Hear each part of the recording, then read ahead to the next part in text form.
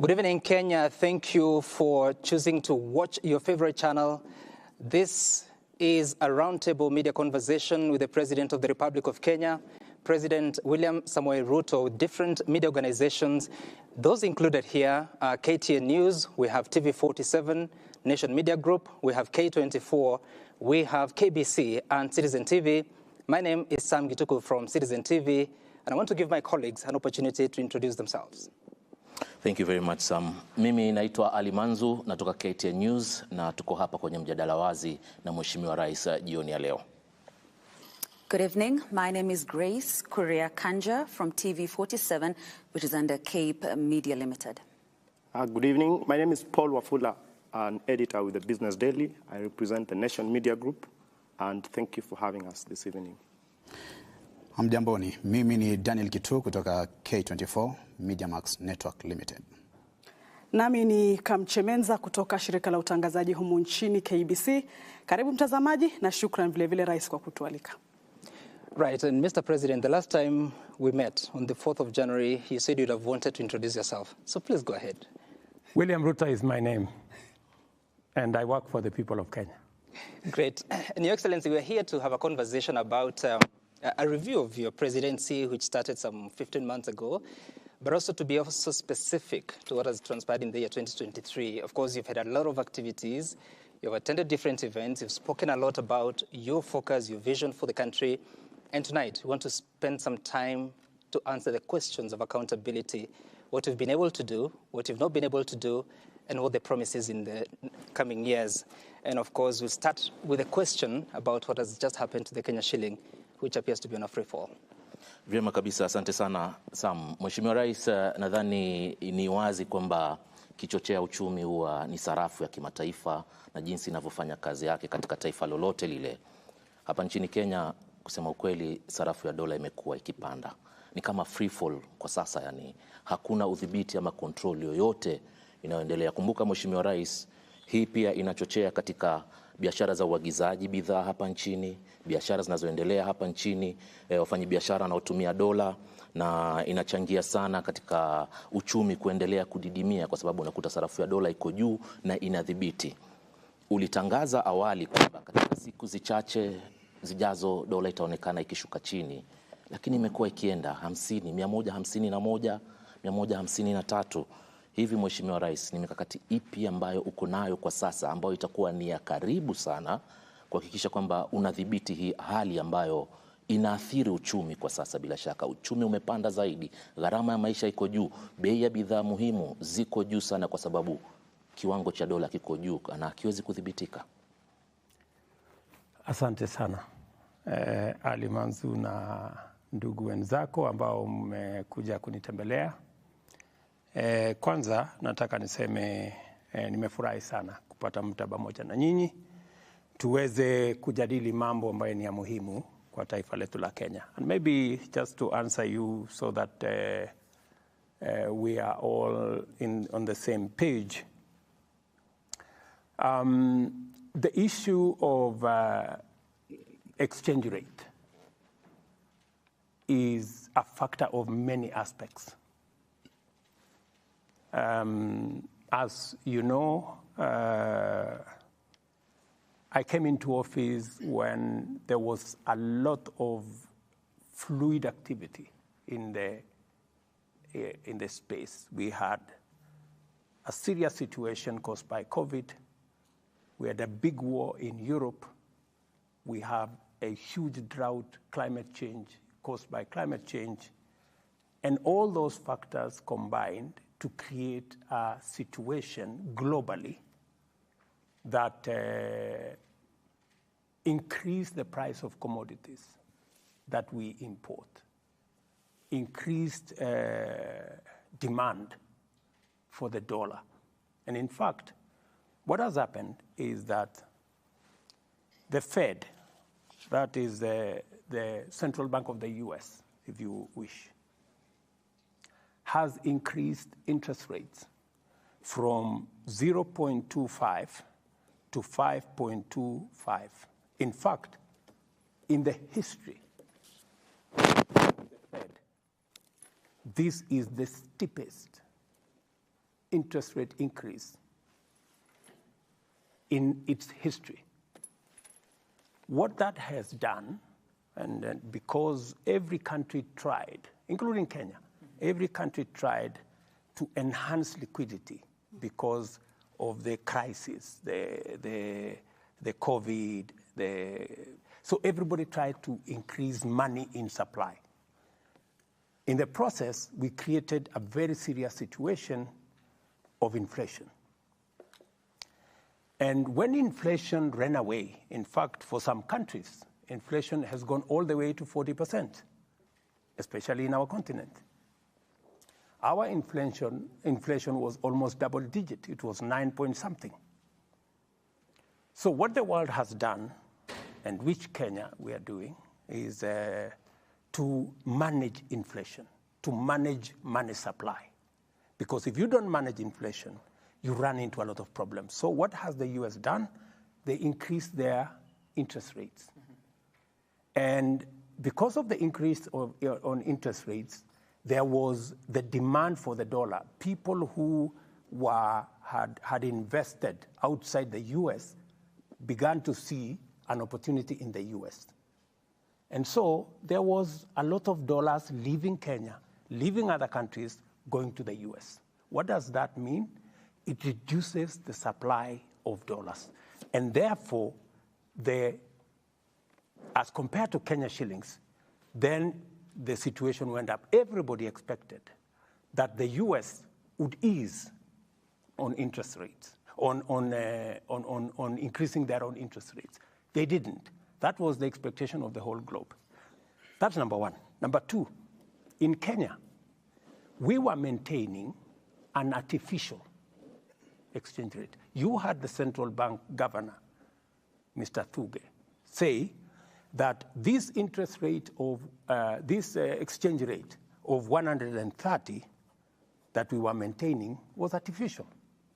I mean, it was maintained using our foreign exchange reserves. What happened? The government of Kenya spent $2.6 billion. That is almost 400 billion Kenya shillings in, supporting the Kenya shilling so that it doesn't go to its actual exchange rate. How did they do that? You sell dollars, Kenya reserves.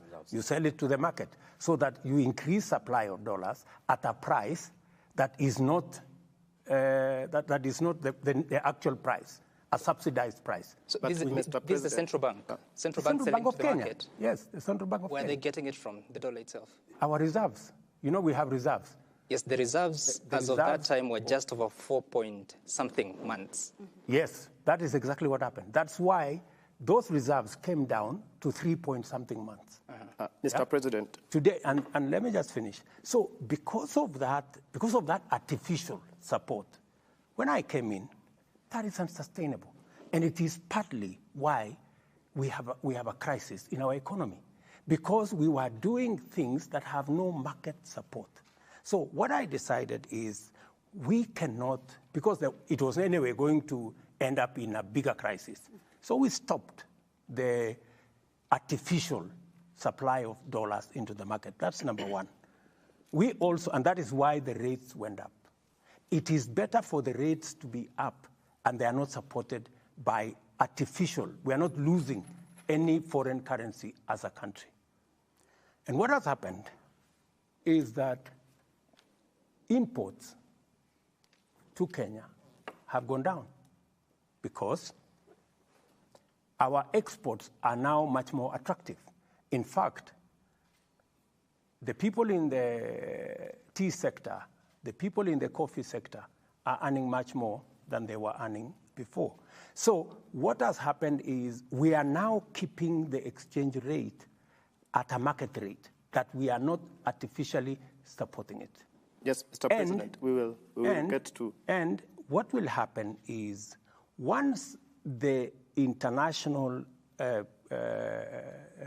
economic space eases out, the dollars then, the exchange rate will then come down consistent with our own management. Thank you. So in April last year, you did say that you will bring down, or the shilling will come down to about 115. This is an interview on accountability. That shilling has moved from 120.37. We are looking at 153.78 by Friday. And this is the central bank official rate. We also know that this is not the actual rate that actually Kenyans are spending when they go to buy the dollar. You promised that the government-to-government deal would fix this problem. Has it failed? And if so, what really happened? Let me tell you, my brother, if I hadn't structured the G2G deal, the dollar today maybe would be at 250. That's how serious it would be. Why? Because the US Fed kept on increasing their interest rates. And you know very well that we can do the things we have done as Kenya, but we are also subject to the global economy. The G2G deal has worked. If we hadn't experienced an increase in the Fed, the dollar would be at 120 today. But because they kept on increasing the US exchange rate, our exchange rate, if we hadn't done the G2G transaction, if we were still going to the market to look for $500 million, 60 billion Kenya shillings every month, and in fact, many banks, by the way, were waiting for the dollar to be at 200. Yeah, they will have to wait for a while because we have done things that nobody expected would be done, and we have managed to make sure that although things are not going the way we had planned, but they haven't gone overboard. Mr. President, when did the US Fed begin raising the interest rates? Maybe 2 years ago, immediately after the COVID situation. That is when they began to Meaning increase. they were already doing this by the time of your election? But they were not at 5.2. No, I'm just asking. Yeah, they had in begun. terms of what was happening. They had begun. I asked that because in April this year, that's when the government-to-government deal started. Correct. And I remember your deputy, Rigathi Gachagua, saying that those people that have dollars in their houses, it is time to sell because you're just about to suffer loss. Yes. Yourself, you said that you see it going below 120. Correct. $115 even. Correct. So if you have all this information, why then promise something that was also bound to the changes in the global economy? You see, And now you're saying it could have gone up to 200. Which figure do we trust? let me tell you, my friend, we live in a global environment. And I know you're saying that because when we structured the G2G, many people keep saying, but this is what's happening in this country. This is what's happening in this country. Fuel today is at diesel 200 shillings, 201 in Kenya. It's exactly the same in our neighboring countries, Tanzania, Uganda. Many people think that fuel in Kenya is artificially managed by government of Kenya. It is not. We'll come to that. I'm just giving you as an example, because so that you understand where we are. And I want to say this without fear of any contradiction. If we had not tamed, already we were having stockouts here of fuel because of the lack of dollars. Because all these oil companies were running around. When I came into office, the first people I met were the oil companies. And they told me, look, we can't find the dollars. You know, although we are being told dollars is at 120 something, 130, we can't find it. You know, the dollars are not there because the rates were artificial. So we came to discover later that, oh, this dollar was being managed artificially. And that is how we realized that $2.6 billion of government money had been used, sold to banks to support an artificial exchange rate that was actually going to go the opposite direction. If we hadn't been managing the dollar exchange rate artificially, today we would be talking a different story. Mr. President, you've been in office for 15 months, and you wouldn't want to go to what happened in the previous regimes, and that's why you're taking I am not talking about any previous regime. I'm just giving you the facts. Artificially what you're talking about. Let us remain here, and we're looking at even the region in terms of the East African region. Look at even the Uganda shilling and the Tanzanian currencies. They aren't depreciating as fast as they are, as Kenya is doing. In fact, some of those currencies are actually appreciating as we speak today. They do not have a government-to-government deal, but they are somewhere. Most of them import from Kenya.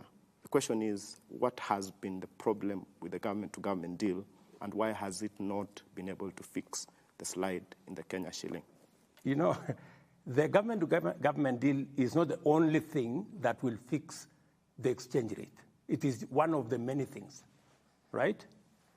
We are a different economy from Uganda. We are a different economy from Tanzania, right? We have much more imports. We import much more for our industries because we are a different economy for all our other services than Uganda or Tanzania does. We are not in the same category economy-wise. We are a middle-income economy. They are in a different category, not like us. So you cannot compare them and us. Then you are not comparing the same stuff.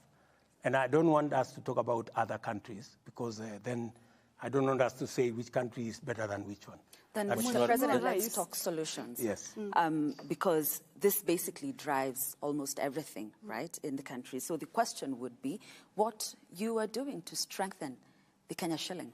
Precisely. That now you're talking. 3 things. Number 1, you have heard me clearly. In the last budget, I said there are things we are importing today which we should not be importing. We shouldn't be importing cement. We shouldn't be importing steel. We shouldn't be importing furniture. There are many things we are spending huge amounts of money to import when we can manufacture them locally. That is the reason why we have put a levy on the import of these unnecessary imports of products into Kenya so that we can stem the export of our foreign currency and manufacture those items locally. Number 2, we are importing 500 billion Kenya shillings every year of food items. 500 billion. From edible oil to maize to rice to all those. 500 billion US dollars we are importing. Uganda does not import that much food. Tanzania does not import that much food. We are the only country that imports that much food. Why? Because we haven't paid as much attention to agriculture. And number 2, we need to understand that while Uganda 80% is arable with rain, Kenya only 15% is arable with rain. Tanzania is a completely different story. Almost 60% of their land has rain and is arable. Ours only 15%. That's why we are importing $500 million of food into Kenya. So what we need to do, we need to pay attention to our agriculture. The reason why we have invested, and that is why in the manifesto that I sold to the people of Kenya, agriculture, modernization, mechanization is one of the big tickets that I decided that I'm going to do. We have changed the trajectory on our staple food. Today, we are producing more in terms of maize, which is our staple food. In fact, my plan is that by next year, we shouldn't be importing maize into Kenya. We should be producing enough. This year, we have increased our production of maize by 40%, more than we did last year. Last year, we produced 44 million bags. We are producing 61 million bags this year. And it is because we have done interventions. Fertilizer that was being sold at 7,000, we are now selling at 2,500 because we are supporting production. We are full scale into the space of edible oil that we are importing. I am working with different governors. This year, we are working on sunflower, we are working on soya, we are working on palm oil. The president of Indonesia was here. We have agreed on a whole chain because they are the biggest country that we import edible oil from. They are going to work with us to grow palm oil in Kenya. That project is being led by county governments. In fact, it is being led by Gladys Wanga, the county governor of Homa Bay, because it is in the coastal region and around Lake Victoria that we will have the biggest space and the biggest opportunity for us to produce palm oil. We are going to do more around sunflower. We are going to do more so that we also stem the tide of loss of dollars into other jurisdictions because of food imports. So these are the things that I am doing. Number three, I am also looking at how are we going to get more foreign exchange into Kenya. That is why I am working round the clock to make sure that we have more Kenyans working in Kenya, in foreign companies when they are in Kenya, and we are also connecting Kenyans to opportunities outside Kenya. For your information, just so that I conclude, I made a commitment in our plan that we want to increase foreign remittances coming into Kenya, hard currency that comes into Kenya from foreign remittance from $4 billion to $10 billion. It is the reason why we just concluded a diaspora investment conference here in KICC this week. It is the reason why I have signed a bilateral agreement, labor agreement with Saudi, with UAE, with Germany, with Canada, and many other countries. We are exploring possibilities. And for your information, as a result of those, what I have been doing, between now and next month, January, the first 10,000 Kenyans will be leaving to go and work in foreign countries so that they can support themselves and support Kenya, because many countries have established a strategy on how to grow their foreign exchange earnings. On the other hand, maybe still on the government-to-government deals, is it giving us as a nation the desired results? Absolutely. 8 months down the line? Absolutely. In fact, that same government-to-government product or program, many countries are seeking to know how they can copy that program, because it is giving us what we couldn't have gotten in a different way. Then how can we control the prices now? You see, fuel, it's been up and down. Right now we're talking of 210, 212 per liter. Ali Manzu. Yes. You heard me say this. The price of fuel is not determined by the government of Kenya. It is not determined by any company. It is determined by the producers. That is why today the price of fuel in Kenya is the same price in Uganda, is the same price in Tanzania, because we buy from the same place. Mheshimiwa Rais, tutakuja kwa hilo baadaye. I've heard people say the president should reduce the price to 150. Tutarudi kwa hilo baadaye, Mheshimiwa Rais. How are you going to do that? Unless I take taxpayers' money and go and subsidize, which is removing money from this pocket and putting it in this other pocket. Mheshimiwa Rais, unaposema kwamba bei ya mafuta serikali haina uwezo mkubwa kuhusiana na bei ya mafuta. Itakumbuka kwamba wakati wa kampeni kabla hujawa rais ulisema kwamba bei ya mafuta wakati wa utawala wa Rais mstaafu Uhuru Kenyatta ilisababishwa na wale ambao uliwaita cartels, na zaidi ukaeleza kuhusiana na ushuru mwingi. Nini kilibadilika? Hakuna kitu kimebadilika. Mambo ya ushuru, nimepunguza ushuru kwa mafuta, nimepunguza ushuru ya Road Development Levy, nimepunguza ushuru ya Railway Development Levy, na ilikuwa kwa budget. Tumepunguza ushuru mara 4 in 4 different categories. But you see, that is not sufficient to reduce the price, because the price of oil itself is going up because of the producers. Ni sawa kusema kwamba changamoto za kimataifa zinaathiri bei ya mataifa nchini? You see, changamoto za kimataifa na bei ya fuel ya kimataifa imechangia. Amesema huyu mrembo kwamba tumeongeza bei ya VAT. Ni kweli, tumeongeza bei ya VAT, lakini tumepunguza ushuru zingine. Tunaongeza bei ya VAT kwa sababu gani? Kenya tuko katika kiwango inaitwa middle income economy. We are in the same category as South Africa. We are in the same category as Morocco. We are in the same category as Tunisia. I want you to check their taxes, because our taxes are now at 15.6% of GDP. 15.6% of GDP. Taxes in South Africa is 27% of GDP. Taxes in Morocco is 32% of GDP. What am I trying to say? I'm trying to answer the question, because the people of Kenya are being pushed and being told, look, you are paying more taxes than other countries. Is that true? That is not true. Na Mheshimiwa Rais, we are paying the same taxes like all countries that are in our same category. And let me tell you the difference so that you can take the chance. Let me tell you the category.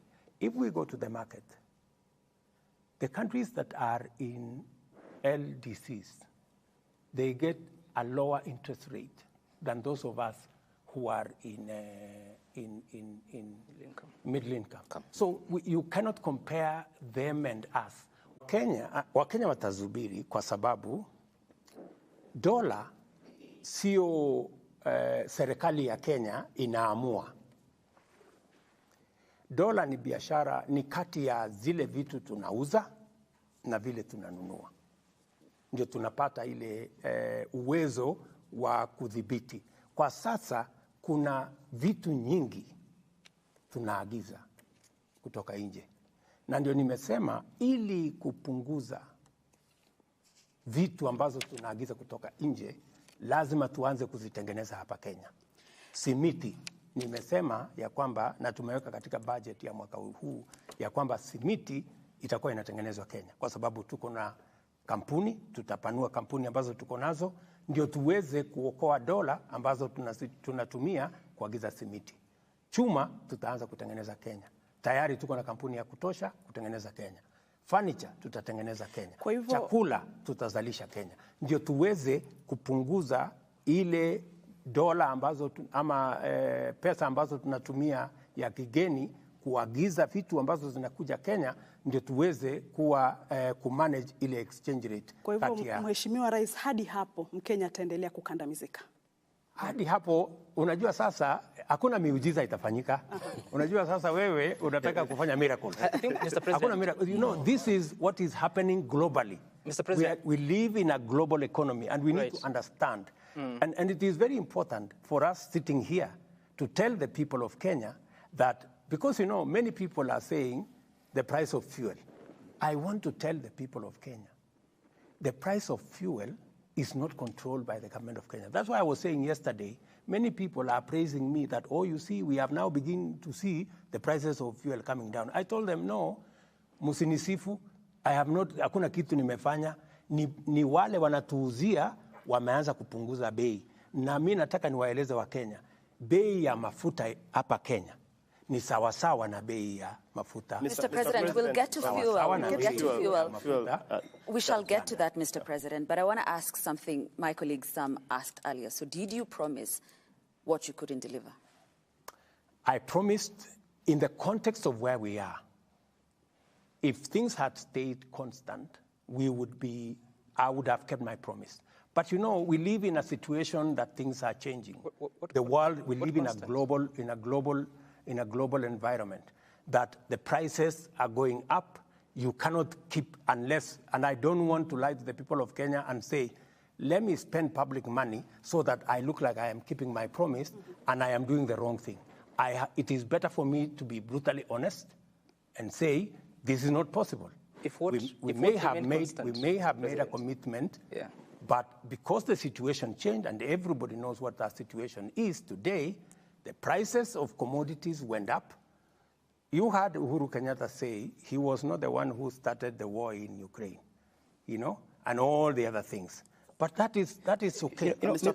President, what we must be honest to ourselves is, are we doing the best to manage the situation so that doesn't flip and go in the wrong direction? And I want to tell you, yes. Mr. President, I thank you for that response.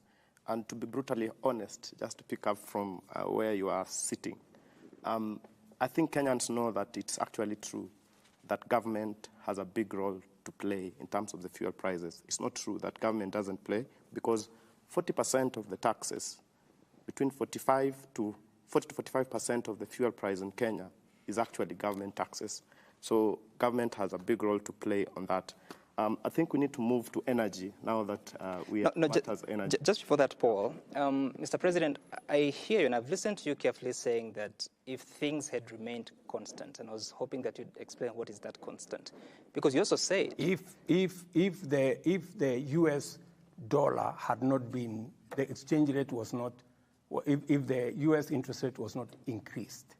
It was increasing already. It was increasing, but you know, it has reached a place where everybody thought it was going to stop. But the next 3-4 increases were completely unexpected. Even today, all of us expected that they would begin to come down, but they've decided to keep it. Okay, and Mr. President, and you see, while my good brother here said government has a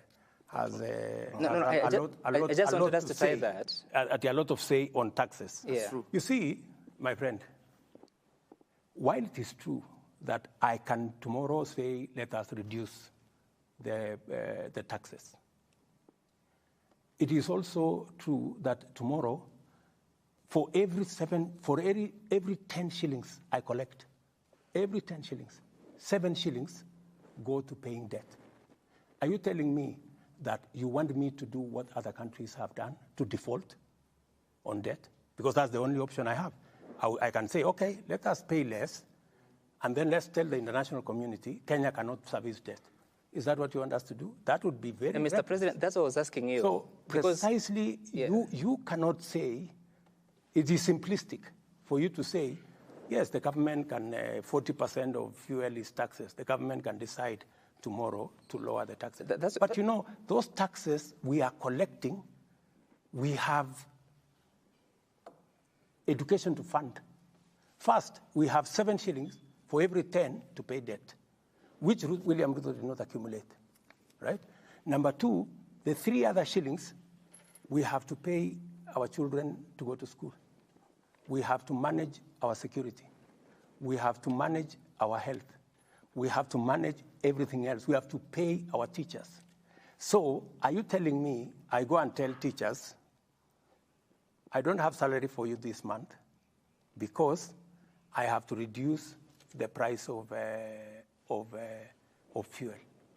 Do you think that would be reasonable? Maybe just, Mr. President, on that issue, just hold on to that thought a bit, because if you look at the prices of fuel, what has happened is that we are looking at consumption. If I look at the last data, the last 3 months' data, consumption of fuel has actually dropped to a 5-year low.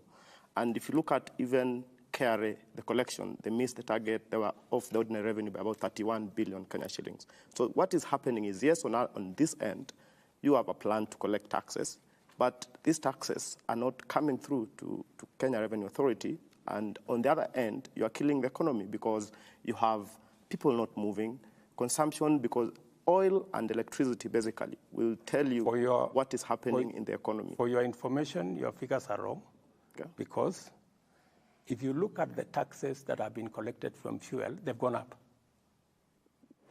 That's the correct position. So the other taxes are the ones that they have not met the targets. And why haven't they met the targets? Because I gave them a very high target. Mr. President, because I wanted them to do much more than they are doing. Mr. President, let's just take a look at the data. So don't misrepresent facts. Let's talk that's about the correct position. the data you have from the Kenya Revenue Authority, because they're the ones who collect the revenue in their report. In the first quarter, ended September 2023, the oil taxes, the target was 84.6 billion shillings. They collected 77.7 billion shillings. Similar period last year, it was 78.5 billion shillings. That's a drop of about 800 million shillings. So indeed, for quarter one, there has been a reduction. If you're to speak about the volumes, the same quarter, diesel in 2022, quarter one, it was 1.15 metric tons, 1.5 million metric tons. This time round, the same quarter, it is 1.05 metric tons, a reduction of 56,000 metric tons. For petrol, 770,000 for quarter one 2022. Quarter one this year, it is 742,000, a reduction of 28,000 metric tons. So there has been a reduction.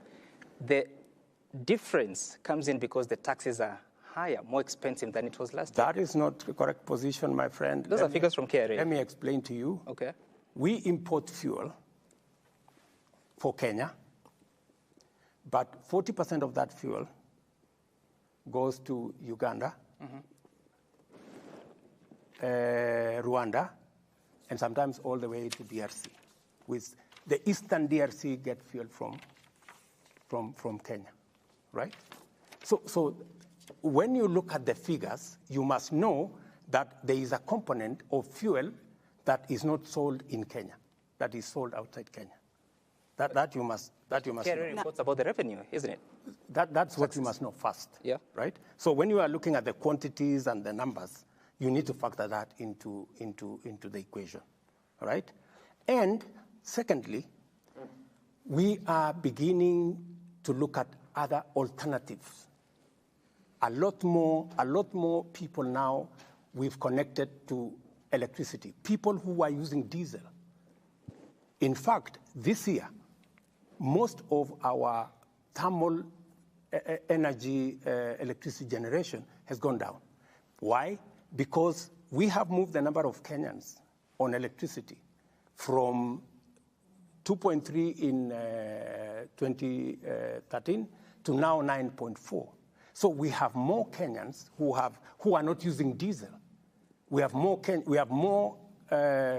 companies. We have more infrastructure who are using diesel that now we have connected to electricity. That explains some of the reduction. If you look at but this is a direct consequence from the Finance Act of 2023. That's not the correct position. I am telling you KRA is reporting, more Mr. and more. President. Exactly. So why I'm telling you, the quantities that have gone down is because more people are not using diesel, especially in the big companies, if you look at what we are saying, because we have made it possible for them to use electricity. We have reduced, in certain cases, electricity for industrial power, so that instead of them powering their mechanism using diesel, they are now using electricity that we are generating. And it is partly why we have connected more people to electricity. Je, Mheshimiwa Rais, tukisalia tu kwa swala la bei ya mafuta. Dio. Na hii project ama tunaweza sema hii G2G deal ama mpango wa G2G deal. Correct. Azma yake ilikuwa ni kupunguza hata bei ya mafuta. Je, did we achieve the required results? Wewe ndio umesema azma yake ni kupunguza bei. Azma yake ilikuwa ni kuhakikisha kwamba number one, we have fuel. Because when I came into office, people were queuing in petrol stations for fuel. True? That was the case. Now, nobody is queuing in any petrol station. We have continuous supply. Number two, half the companies in Kenya, fuel companies, had closed down. Today, no company is operating outside the net. Every company has fuel. Number three, local companies were buying fuel in US dollars. Today, they are buying it in Kenya shillings. If you asked any Kenyan company that is selling fuel, our oil marketers across Kenya, they are very happy with the deal we structured. And number three, we have removed pressure on the US dollars. In fact, when I came into office, there are many companies who are considering relocating from Kenya. Why? Because if you can't have foreign currency to pay your dividends for companies that are not Kenyan, there was a backlog of almost 8 months of companies that had not paid dividends for their investors because there was no dollars in the market. Today, I have made sure that though the dollar is high, but it is available. Mheshimiwa Rais, katika sikukuu ya Jamhuri ulisema kwamba uchumi wa taifa umeimarika. Kabisa. Siku chache kabla ya hotuba yako, Naibu Rais Rigathi Gachagua alikuwa amesema huenda ikachukua muda hata wa takriban miaka 10 hivi katika kushughulikia masuala muhimu ya wananchi. Wakati fulani Waziri wa Fedha Henry Rotich akasema kwamba hapana. Waziri wa Fedha Njuguna Ndung'u akasema kwamba hali ni ngumu kwa taifa, hasa kulipa mishahara na masuala mengine ambayo yanahusiana na fedha. Hali ya uchumi iko vipi Mheshimiwa Rais? Na tukisalia hapo, Prime CS Musalia Mudavadi amesema 3 years. You know, to quote him verbatim, he's forecasting a difficult 2 to 3 years, asking Kenyans to bear the burden. So just like Kitu here is asking, during your manifesto launch, Mr. President, you called it the plan. Is there a plan for economic recovery? Because you are saying this, your deputy is saying another thing, Treasury CS, a different thing, Prime Cabinet Secretary. I mean, this should be one government that speaks in one voice. And Kenyans themselves, Mr. President, wanaumia. Wakenya wanasikiza pia, huyu anasema hivi, huyu anasema hivi. Tuliza boli. Tumelituliza. Nani anasema kweli? Sikizeni. Nimesema hivi, nataka kuwajibu nyinyi wote watatu. Mimi nimesema, if you read my statement, I said our economy today is out of debt distress. And that is the truth. For your information, if I didn't step in, let me even say, if I wasn't president, the kind of decisions I have made, very difficult decisions, you know, very painful decisions. Decisions that I know they will cause pain, but it is better we make those decisions now than get Kenya into debt distress. There are almost 8 countries in our continent, including one that went into debt distress. I don't want to mention countries, you know them, last almost 3 weeks or 1 month. That is the worst thing that can happen to any country, to go into debt distress. We are now out of debt distress. Our economy is stable, but the difficult part is still there. We still have to navigate. All we have done is to avoid the cliff, right? That we have avoided because we have negotiated, we have put brakes on expenditure. We have negotiated a good package with World Bank, with IMF, with development partners, with bilateral countries, China, Europe, and everywhere. And that's why I have been on the road so many times. People ask, what is he doing? It was necessary for me to step in and stabilize so that Kenya does not go into debt distress. Let me tell you what Ndung'u was saying. Ndung'u was in parliament. That's actually where I was headed. He says the government is broke. Ndung'u was in parliament, and he was being pushed. Oh, you need to do this more. Ndung'u was telling them, look, we don't have the kind of money you're talking about. We don't have money to increase this and to increase this and to increase this. That is the correct position. We have, and that is why we are cutting back on many aspects, because this is what is required at this point in time. It is the difficult decisions we have to make now so that tomorrow looks better. Mheshimiwa Rais, ufafanuzi wako wa uchumi kuimarika ni nini wakati ambapo Wakenya wengi wamefikia gharama ya maisha? And you see, what Musalia is saying is for us to be able to get to a place where we can say we are good, you know, that things are moving, there is money in the pocket, we can feed ourselves, we can do everything. It takes time, right? How long? And it takes time because how long, Mr. President? You want me to say 3 months, 5 months, 1 year? No, you're quoting your Prime Cabinet Secretary who says 2 to 3 years. Relax. Because we are not in charge of all the factors. that will finally determine where we are going, let us give ourselves time. But I want to promise the people of Kenya that we will sort this situation out. Mheshimiwa Rais, unaposema uchumi umeimarika, ufafanuzi wako wa uchumi kuimarika ni nini, hasa wakati ambapo Wakenya wanalalamikia gharama ya maisha? Number one, na ni vizuri umeuliza gharama ya maisha. Gharama ya maisha inachangiwa na vitu vitatu. Ya kwanza ni gharama ya chakula, right? Na nikisema uchumi iko na uchumi ya tumbo. Nataka nikuulize na Wakenya wenzangu, tumefanya lolote kupunguza gharama ya chakula? Yes, we have done major steps. The price of food items is today lower than it was a year ago. It is a fact. Lakini, of course, it's not convenient for certain people to accept. That's number one. Number two, globally, where is Kenya? Uchumi wa numbers, and these are not my figures. We've brought down inflation from 9 point something to now 6.8. Those are figures, global figures of the World Bank. Number two, our economy is growing at 5.4%. Not my figures, World Bank figures, right? In fact, they quote Kenya is the 29th fastest growing economy globally. Those are figures out there. Of course, many people don't want to accept. I know that there is still no money in people's pockets. Uchumi wa mfuko Bado. ndio bado. Yeah? Utakuwa lini? Are we doing something about it? Yes. That is why we're spending more money in education. Yeah? We're putting more money in education. In fact, this year, we are putting an extra 120 billion in education. To do what? To make sure that we reduce outlay by Kenyans to fund education. Number two, we are putting more money in health. That is why we've passed 4 laws. What do we want to do? We want to make sure every ordinary citizen has a health insurance. Those who are paying 500 will come down to 300. We are going to make sure that we don't leave nobody behind. That is why I am going out of my way to create jobs. Today, as I talk to you, because you need to put money in people's pockets. Today, as I talk to you, 120,000 people are working in our housing program.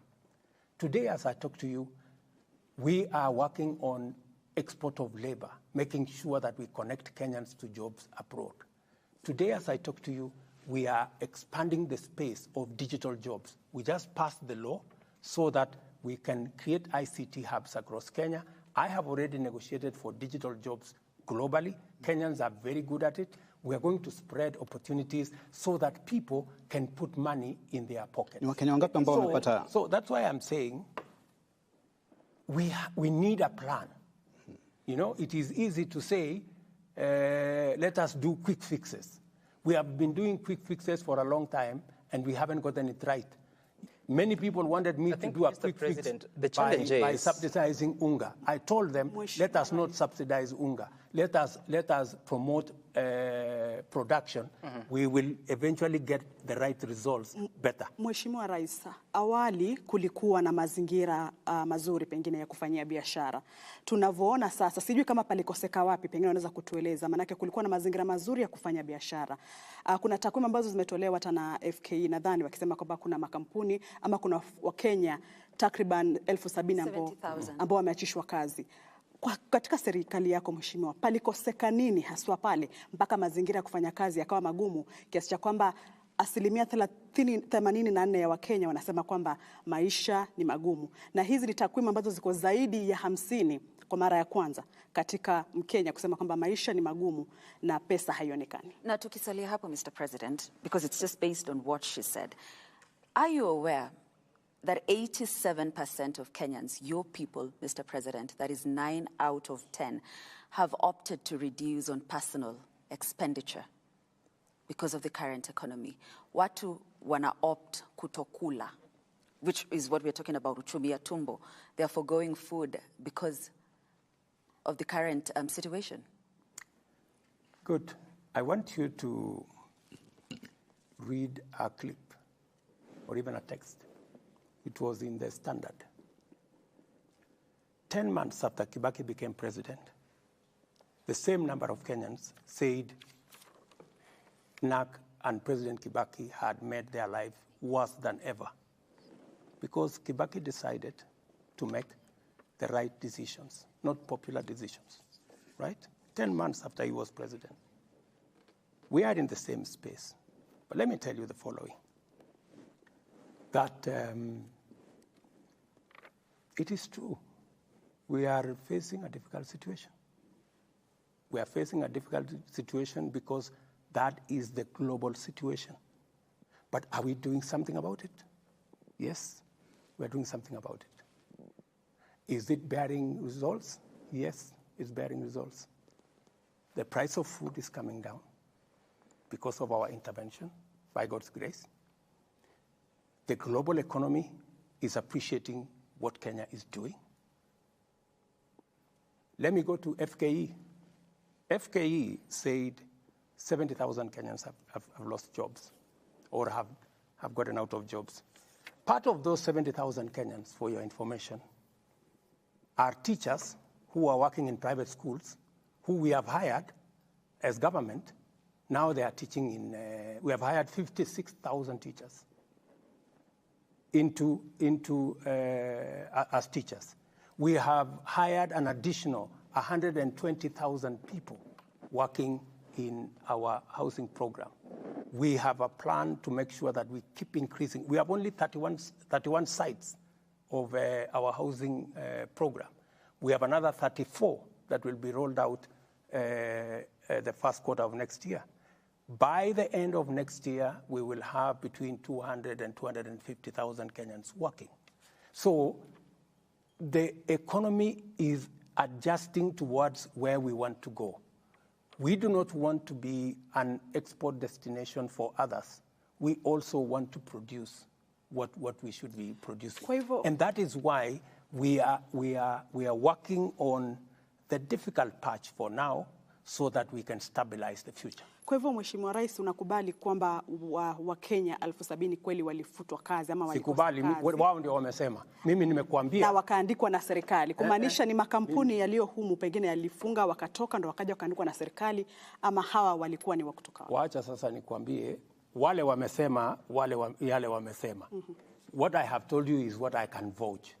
Have I hired 56,000 teachers? Yes. Are there 120,000 people working in our housing program? Yes.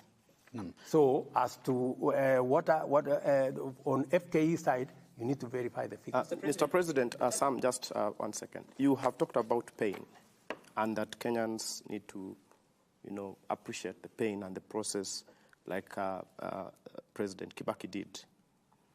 And State House and where you sit, you set the tone for whatever government agencies and officers below you do. That's correct. And you are asking Kenyans to be patient.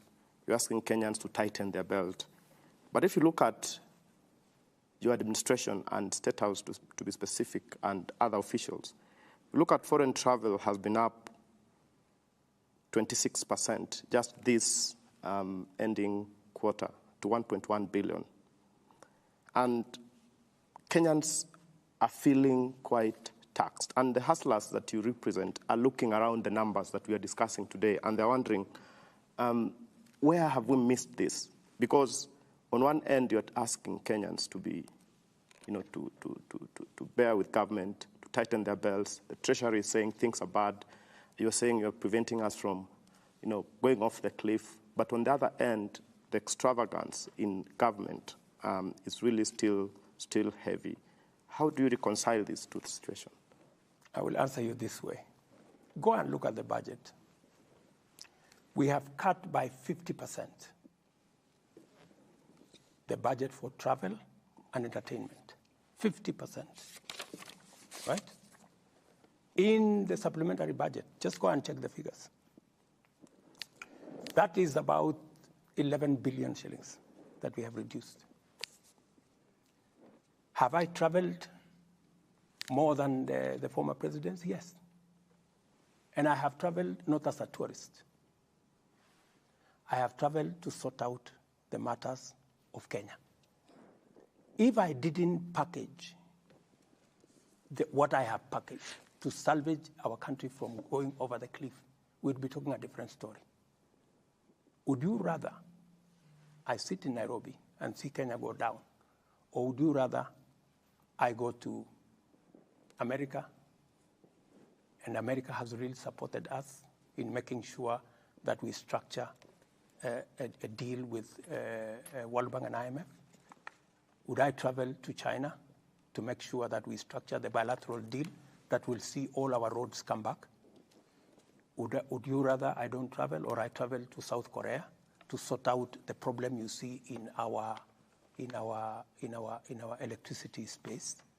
That we now have money to do what the investment we have not done in the last 10 years in our energy transmission. The reason why you find the blackouts, and is the challenge we have with our transmission infrastructure. And I have found resources to now sort that out.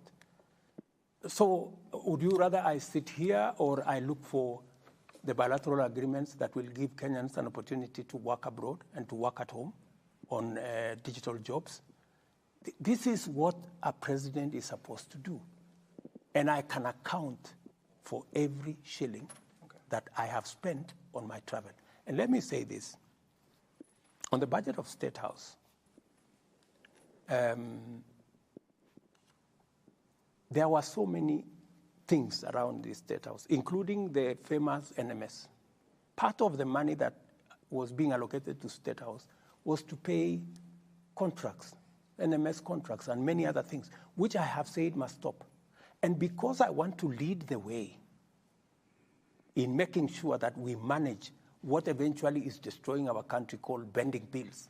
And for your information, we have 506 billion of pending bills.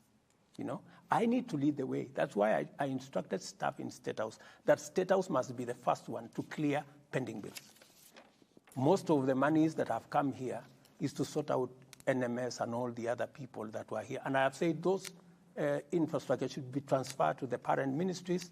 State House must deal with State House matters. Mr. President, we've spoken about three issues. We've spoken about the Kenya shilling and how it's behaving against the major currencies, global currencies. We've spoken a bit of energy and what is happening in the field sector. We also touched on cost of living. We have so much to cover tonight, and I just seek your indulgence that we can be first in our responses, but also the questions. That question that you say we were on a cliff, debt cliff, and now we are no longer there. Recently, you posted on your X account, and you said that the World Bank is giving us 2 trillion shillings for the next 3 years. The IMF is giving us over 680 billion shillings. That, in total, is about 2.6 trillion shillings, based on the current exchange rate. Now, part of the reason why our debt is beyond the ceiling that was of 10 trillion shillings by June next year is because of what has happened to the US dollar. If you add what you've gotten from the two global institutions, it takes us to close to 13 trillion shillings already in the next 3 years. Why then have a debt anchor of 55% to the GDP, which are already busting? For your information, and it's a very good question you've asked, most of that money we have negotiated will actually replace. We are getting money at 2-3%. We are replacing it with money we are paying 15-16%. And the killer on our debt is the interest, the amounts of interest we are paying. It's not even the principal that is a big problem. It is the amount of interest we are paying. Because if you are paying interest at 16, I think the euro went to 20% at some point, that is what is destroying our economy. So we are not necessarily increasing the debt portfolio. We are substituting debt that is expensive just so that it is manageable, and then it can give us the space to be able to grow our economy. That is the context. Mm-hmm. So what the international community have supported me to do is to replace the Eurobond, which is $2 billion. Yeah, $2 billion of very expensive money at 20%, with money that we can manage at 2-3%. That is the difference. And by just doing that, we will save on the 7 shillings we are paying for every 10 we collect to pay debt. That will significantly come down. So that is what that's what I am doing, because that is what is feasible as we talk, as I embark on growing the economy. And growing the economy is investing in the right place, making sure that our agricultural production is up to the scale. It is the reason why I am improving the whole agriculture chain. I'm building 400 markets. I promised Mama Mboga that they will do a business in a good place. Building 400 markets. I am building 47 county aggregation and industrial parks to add value, to add to process, so that we get more value from our production. And if you saw this, this is when is today? Sunday. If you saw last week, we just advertised for the infrastructure of our 6 special economic zones. Again, these will become engines of exports, because we have to grow our exports. We need to stem imports into Kenya, but we need to increase more exports so that we can get more revenue, grow jobs locally. And you see, my focus is to make sure that we expand the space of people who are working. And it is going to be deliberate. It's going to be difficult, but it must be deliberate. That is why housing is one plank where we're going to create jobs. Agriculture is another space. In the special economic zones and the exports and that space, we're going to grow jobs. The digital space, which I have negotiated with Facebook, I've negotiated with Meta, for us to have digital jobs in Kenya. You already know that the number of people who are working in the digital space, and we are going to export more labor. As I talk to you here, there are people being trained in NYS today for people who are on the space of export of labor, because we have to have interventions. We have to have. I mean, it is different. They are nurses. There are adverts that the Ministry of Labor goes out to look for them. Mheshimiwa Rais, kuhusiana na ada ya nyumba umeitaja, unafahamu kwamba kuna Wakenya wengi bado hawajaridhia, licha ya kwamba kuna agizo kutoka mahakamani, na nakumbuka juzi ukiwa kwenye mkutano wa diaspora pia ulisisitiza ukasema kwamba housing levy lazima itekelezwe na kadhalika. Hebu tuelezee, kuna mabadiliko yoyote baada ya mahakama kutoa agizo lake na wewe kuendelea kusukuma kwamba ni sharti Mkenya atozwe hii ada ya nyumba? Mahakama walisema hivi. Mahakama walisema hii ada ni sawa kama Wakenya wote watalipa. Right? That's what they said. They said it should not be discriminatory. Mr. President, they didn't say that. Kuna mkakati they said it is as it is discriminatory. And therefore unconstitutional. No, you interpret it. The problem of unconstitutional was made by the media. No, they said it's null and void. So if it is unconstitutional, why did the court say we should continue to collect? Because there's an application for stay orders. How do we continue? No, how do we continue to do unconstitutionality? No, Mr. President, at least you can agree on what the court said. Yes. And the court said that we've looked at everything and we arrive at the decision that this is discriminatory. Because of that, it doesn't agree with the Constitution or Article 10 on governance. And therefore it is null and void. No. Kingine ambacho labda Mheshimiwa Rais nikuongezee, ilisema mahakama. Mahakama pia ilisema kwamba hakuna mkakati maalum kupitia KRA jinsi fedha hizi zitakusanywa. Absolutely. Now that is what they told us to fix. And that is why we now have a law in Parliament. What the court said there are institutions that are not paying. There are groups that are not paying, that are not paying in the current setup. And we have said we are expanding the net of the payers. It will give us actually more money so that we can do more houses, which is a very positive thing that the court has done. And they have said, establish a mechanism how this money will be used. We have put a mechanism in law how it's going to be used. Let me tell you, good people, you know, we can argue about this or that or the other. My question is, do we have a problem of housing in Kenya? Yes. Do we have a problem of jobs in Kenya? Yes. Can we sort out? Because, you know, it is one thing to argue, even if you are a judge. And I am sure that is what went through their minds. Because the judges are also Kenyans. They know we have millions of young people out there who are jobless. A story was carried, for example, in one of the media houses here. I think I saw it on KTN, saying the crime rate in Ruiru has gone down because there are many people working in the housing program in Ruiru. I did not make the story. It was in KTN. And that is the truth. So even as you sit as a judge, even as you ask me a question as a journalist, we are discussing housing. Housing is an opportunity to do three major things. Number one, to create jobs. Is it a good thing for us to create jobs? These are not the children of William Ruto. These are the children of all Kenyans that will work. They will work as architects, they will work as engineers, they will work as carpenters, they will work as masons, they will work in whatever field. Some of them will be working in factories that are creating steel. Some of them will work in factories that are making for us cement to do the houses. Is it a good job? Is it a good thing? Do we have a problem of unemployment in Kenya? Yes. We need to sort it out. It has to be sorted out somehow. Number two, do we have a problem of industrialization? Do we have a problem of manufacturing? Yes. How do we create more manufacturing jobs, if not through programs like housing? How do we reduce the problem of land fragmentation, where land that is supposed to be used for agricultural productivity is now being subdivided for people to live?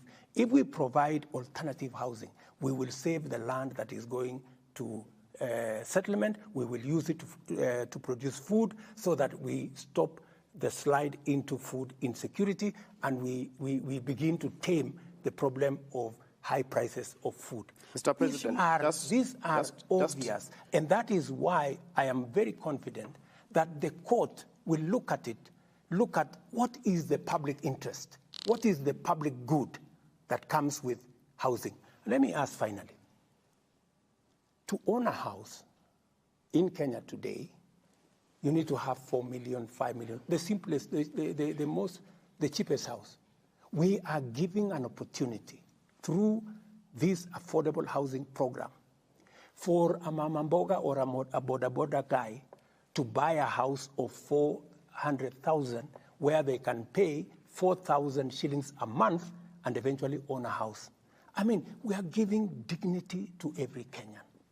And let me tell you, finally, housing was a program that was in the UDA manifesto, the Kenya Kwanza manifesto, 1.5%.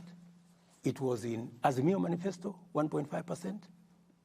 Yeah, it's not, and we all know that it is the right thing to do because other countries have done it and they have made a big difference. We have had this housing thing for as long as I have been a politician, but nobody has had the courage to implement it. Nobody has had the plan to do it. Have you stopped to wonder or ask what the people think, what their sentiments are about this? Because times are tough, Mr. President. Put in mind, 70% are saying no to this program. Yeah. Just wait. I want you to go to where these Kenyans are working. Go and ask them. Go and ask them. The beneficiaries, the people who are working today, they are not even the owners. They are just working. Go and ask them. And you see, this is the beginning of a program. Give it time. Kenyans will come to appreciate that, yes, my son is working, my daughter is working. If they are not working at the construction site, they are an architect, or they work in some company, they are an accountant in some company that is doing cement and construction products. And let me ask you, countries like Singapore, like Malaysia, like Korea, we all have been talking about them. We've been saying, oh, you know, we were at the same level with Korea, but today they are different from us. They made tough decisions. That's why they are where they are. We have to make tough decisions if we have to catch up. I mean, if we want to continue to make convenient, politically correct decisions, we will continue to remain in the same place. And I know, for example, that it is politically expensive. I would be a very popular person if I abolished tomorrow. I said, okay, let's forget about the housing thing. People will clap for Mr. President, I don't think there's anyone saying that you should stop it. I don't want to be. And Mr. President, if you remember, Mr. President, I want to transform Kenya. Yes, if you remember, transforming Kenya is not a walk in the park. Transforming Kenya is not going to be done using convenient, politically correct, popular decisions. Some of the decisions may be difficult now, but we will all see the benefits as we go. No doubt about that, Mr. President. It is the wrong time. We've had housing as a plan for the last 50 years. Are you telling me for the last 50 years there was no correct time? It is never too late. It is never wrong to do the right thing. Mr. President, just let's stay to the housing fund. Because when it started and you were walking around the country and selling this dream to many Kenyans, you told us this was a fund and we will contribute. And if you didn't want the house or didn't benefit, at the end of the day, you would get your money out at some point. Then overnight, in Parliament, it turned into a levy and a tax. What really changed and what caused you to move from a fund, which was really, really contributory, to this discriminatory fund that even the court has found to be? And does this mean that this plan changed overnight, or what really happened to cause you to make these changes? And just to stay on that point, was it necessary that we would start all these funds together in terms of, was it a must that you start the housing fund? You are here fighting the fire of housing. Mm-hmm. Again, you start the health crisis. Before this is done, even it's off, you are dealing with the taxation, And because of that, nearly every government agency is now waking up with taxes. So you find, levies going up by 3,900%. You find even pets now they're going to be taxed. And Kenyans are wondering, what has happened? Do you feel that you're out of touch with the people that you lead? Because then it will explain some of the decisions that you're doing. Thank you very much for asking that question. Let's start with the levy. I proposed a fund. Yeah? There is a principle in Kenya today called public participation. It went to public participation. And Parliament, when coming from public participation, came and said it should instead be a levy, right? And as president, if the people said they wanted this changed into a different way of doing it, I agreed that, okay, let's go this way. But what did I do to make sure that it captures everybody? We changed the design of the whole delivery of the housing so that now we have social housing for the people at the bottom of the pyramid. We'll pay 4,000 or 5,000 shillings and get a house. We have affordable housing for people in the middle who will pay between 5,000 and 15,000 every month.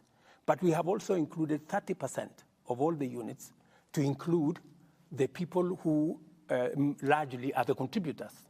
The people who are the biggest contributors, the people in the middle class, who will pay now between 15,000 and 30,000. So we have made everybody a beneficiary in the chain, again, to mitigate against what you're saying. And what have we done? Mortgage today is around 17%. What we have done is that we have now reduced the mortgage. We are using the fund to mitigate the mortgage that you pay. And it is now gazetted that the people who will buy social houses, their mortgage will be at 3%. The people who will buy affordable houses, their mortgage will be at 6%. And the people who will be buying the market houses, we will reduce their mortgage by half. Even you, instead of paying 18%, you will now have an opportunity to pay at 7%. So that way, we have carried everybody, making sure that everybody who is paying has a chance to own a house. And that is how we are delivering. Mr. President, on the question of accountability, because it is good that you highlight what happened at the public participation, and you say that Kenyans said they don't want it as it was structured at that time. You also attribute responsibility to Parliament that they decided it should be a levy. Then you say, yourself, let us change how it works. So I see a bit of distribution of responsibility. But did Kenyans tell you they wanted to be a levy or a tax? What Kenyans told me is that they want jobs. Yeah? On that particular question, Kenyans the participation told me, was on the housing levy, Mr. President. I was, but when Kenyans tell you they want jobs, it is you as a leader to figure out where those jobs are going to come from. And so you presented a housing levy in the finance bill of 2023. I presented to the people of Kenya housing, and I told them I am going to create jobs using this housing. And they agreed with me. And I have created jobs using housing. The mechanism of delivery could be this way or that way. Did I make a commitment to the people of Kenya that I'm going to implement housing? Yes. Did I tell them we will create jobs using housing? Yes. Have I implemented the program on housing? Yes. Have I created jobs using housing? Yes. That you did and you are doing. And you see, Mr. President, sorry for this, but Mr. President, you are saying that you promised all those things and you are doing. But when people tell you, we don't want it, it is too expensive for us, you change it from a levy, from housing fund, from a contribution to a tax that is not even, you can't recoup it after the 7 years. How did the translation into that become? You see, Sam, you're splitting hairs. I'm not splitting. Yes, you are. Because what you're saying, you're trying to find fault. What is the greater good? What is the national interest? To you, does creating 120,000 jobs register anything good? It is a good thing, but I'm asking you about public participation. That's making sure that an ordinary person who would otherwise never have a chance to own a home, now they have a chance to own a home. Does that make sense to anybody? Yes, it does. And the so you see, if you pass an exam with 80%, it's an A, my brother. It may not be 100% what I wanted, but it is 80% what I wanted. It is doing 80% of the job. Surely give me some marks. Mr. President, the question is at what cost? At what cost, Mr. President? Because granted, the people told you they need jobs. This means they do not have the jobs. This means they do not have money in their pockets. And in response, what you're doing is taxing them further. But let me ask you, my dear sister, the people who are working today did not have a job, right? Those are the people in the street. They didn't have a job. The people who have a job have had to pay 1.5%. 1.5% so that we can give a job to somebody else. And for your information, that somebody else that is getting a job is a taxpayer. They contribute to what we eventually earn.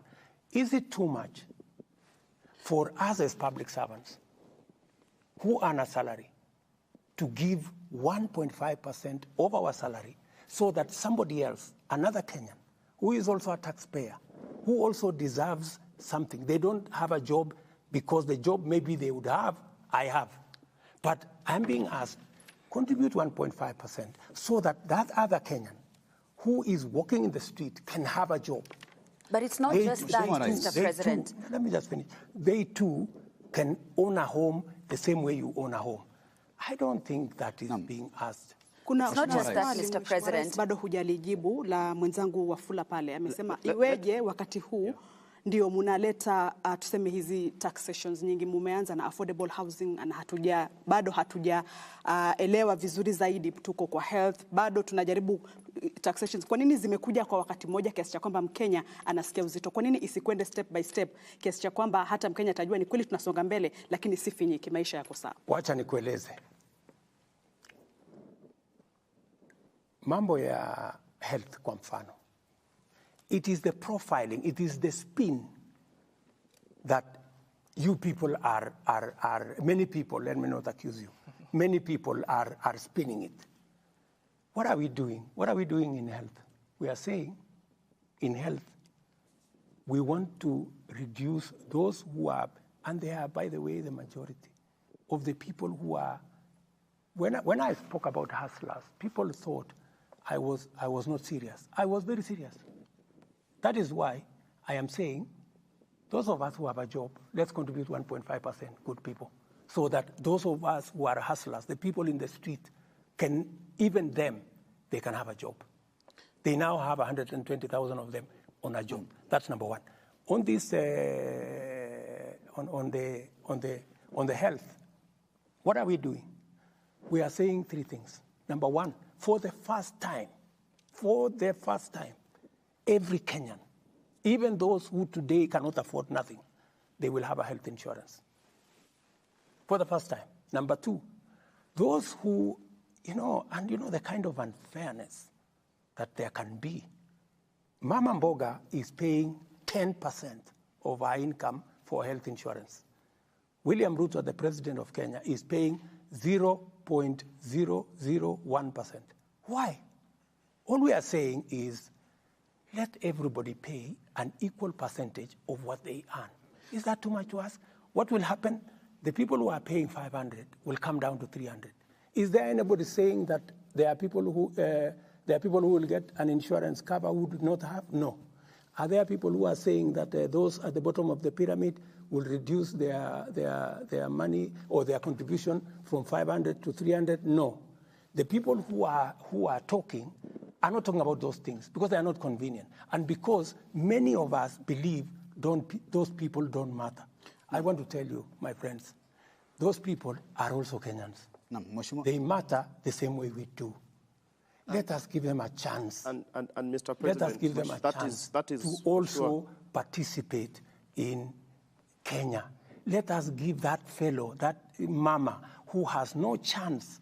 And let me tell you, for the first time, a person who would otherwise die of cancer or diabetes or hypertension, because when they go to hospital, they are told they don't have the money. For the first time, we have a special kitty, which all of us will contribute and give everybody a chance at life. I mean, my friends, all we are saying is, let us have a country where nobody is left behind. Maybe the question... Because we are just thinking about ourselves. We are discussing how our salary is going to be, how 1.5% of our salary. There are people who have never seen who have never seen a pay slip. There are people who really, genuinely, don't have a chance at life. I am asking the rest of Kenya, please, let us give a chance at life to many more Kenyans than those of us who are employed. We are only 3 million. We have 10 million people out there. Mheshimiwa Rais, umesema kwamba makato haya mapya ya bima ya afya yatashughulikia kila Mkenya kupata matibabu. Na kwa Wakenya ambao hawana uwezo wa kulipia bima hii, mtawashughulikia vipi kama serikali? Kabisa, you have asked me the best question. Ukisoma sheria mpya ambayo tumepitisha hizi sheria 4, tumesema wale wa Kenya ambao hawawezi kulipa, serikali ya Kenya tutawalipia. Kila mtu atakuwa na bima ya afya. Uko na takwimu ni Wakenya wangapi? Na wale tayari tuko na wale ambao wako katika program hii yetu ya social cash transfer. They are about 2 million. But my estimate is that another 3 million will be in that category. People who cannot afford. Hawa pia watu karibu milioni 5 watapata bima ya afya italipwa na serikali ya Kenya katika mpango mpya. Jameni, na wauliza wa Kenya, hata na wao ni wa Kenya, tuwafikirie. Na wale wako chini pale, karibu wa Kenya wengine karibu milioni 8-9 ambao wanalipa saa hizi shilingi 500, tutawapunguzia shilingi 300 kwa mwezi. Na wale hawana uwezo kabisa tutawalipia. Na jambo lingine la muhimu zaidi, wacha niwaambie, hii ni ya muhimu na Wakenya wasikie. Pesa ya NHIF kwa sasa karibu 50% inabebwa na watu wanafanya kitu inaitwa fake claims. Mumesikia kwa mfano kuna hospitali moja hapa Kino. Mumesikia? Ilikuwa kwa vyombo vya habari. Ati wanafanya operation ya upasuaji kuzidi Kenyatta, Aga Khan na hospitali zingine zote combined. Ni nini wanafanya? Ukora mtupu. Yeah? Wanaenda saa zingine wanatangaza ati kuna medical camp. Lakini ile medical camp sio eti ya ukweli, ni kukusanya wagonjwa. Alafu wanachukua majina ya hao watu, wanakuja wanajaza form ya NHIF, wanawalipia wao. Alafu bila ya wale kujua, wanaenda kuclaim pale NHIF. Ndio sababu tumeweka sheria maalum inaitwa Digital Health Bill ama law, ambayo sasa itatusaidia kufunga hiyo mambo yote. Na ndio sababu Sam, nikwambie, ndio unaona wewe Wafula, usikize vizuri, ndio unaona wale wamepeleka makesi kotini ndio wawa, kwa sababu hawataki hii sheria. Ndio wanaendesha hii propaganda kubwa, iko shida kubwa sana, Wakenya wapinge hii mambo ya health, kwa sababu wanataka kuendelea kuiba pesa ya wananchi ama ya afya. Kwa nini usiwafungulia mashtaka, Mheshimiwa Rais? Wale tayari tumewashawafungulia mashtaka na tayari tutawapeleka kotini, kwa sababu we want to make sure, my friends, wakati unaona kesi iko kotini, imetumwa kotini na watu ambao ni beneficiaries ya the kind of corruption that is going on in NHIF. That is why they don't want us to change the law. That is why they have put together big cases to stop the laws we have changed, because these laws will change and seal the loopholes they've been using to steal our money. And I am very determined, by the way, to stop them. And I will stop them. Mr. President, because yes. we have dissected the problem properly. And we want a country that leaves nobody behind. That is why we have the Digital Health Bill. We have the Social Health Authority that is going to make sure that we carry everybody along. Right. And I am very confident when the court finally sits, they will see the value we have in this bill. I am not a madman. Right. And Mr. President, to do things that I know are not good for the country. But also, I am this one person. You know, the problem we've had in Kenya, my dear sister, is that leaders have never wanted to do the right thing. We know what is right, but we want to do what is convenient. We want to do what is politically right. I have decided, as William Ruto, that we have been looking for a guy to bail the cat. I will do it. We have been looking for a person to blame when we do the right thing. I'm ready to carry any blame. Okay. But I must do one thing. I must do what is right, and I must sort out our country. We've been postponing this, you know, and people would rather, and many people ask me, oh, you know, the way you're going, you will not get a second term. You know, let me tell you, I'm very clear in my mind. I was not elected to look for a second term. I was elected to get the country out of the mess. I was elected to create jobs. I was elected to implement universal health coverage that has been on our cards forever. I intend to do precisely that. Right. Many people, including my friends who are religious leaders, they have told me, oh, you see, you know, even though you said this, you must not do it, you know. That is what even the opposition is, they wrote in their manifesto, the housing, but now when it comes to implementation, they don't want to do it because they want us to continue the same thing, to lie to the people. To lie to the people, we are going to do this. When you don't mean it, we're going to do this. Mr. President, for the first time, yes, I meant everything that I wrote in that manifesto. Right. And I have every intention to make sure that I implement it because I know finally the people of Kenya will know that I did the right thing and they will reward me accordingly. Sam, maybe just a question that still remains. Just a moment, yeah? Yes. Because we need to transition in the next few minutes to the question of corruption and the war against it. Yeah. But you're saying something. I have read the bill, and most of us have, I mean, the laws now, and they're quite transformative, so to speak. But then again, the process is as important. I have heard you on several occasions saying that the contribution to the Social Health Insurance Fund will be 2.75%, so that it is equal across board.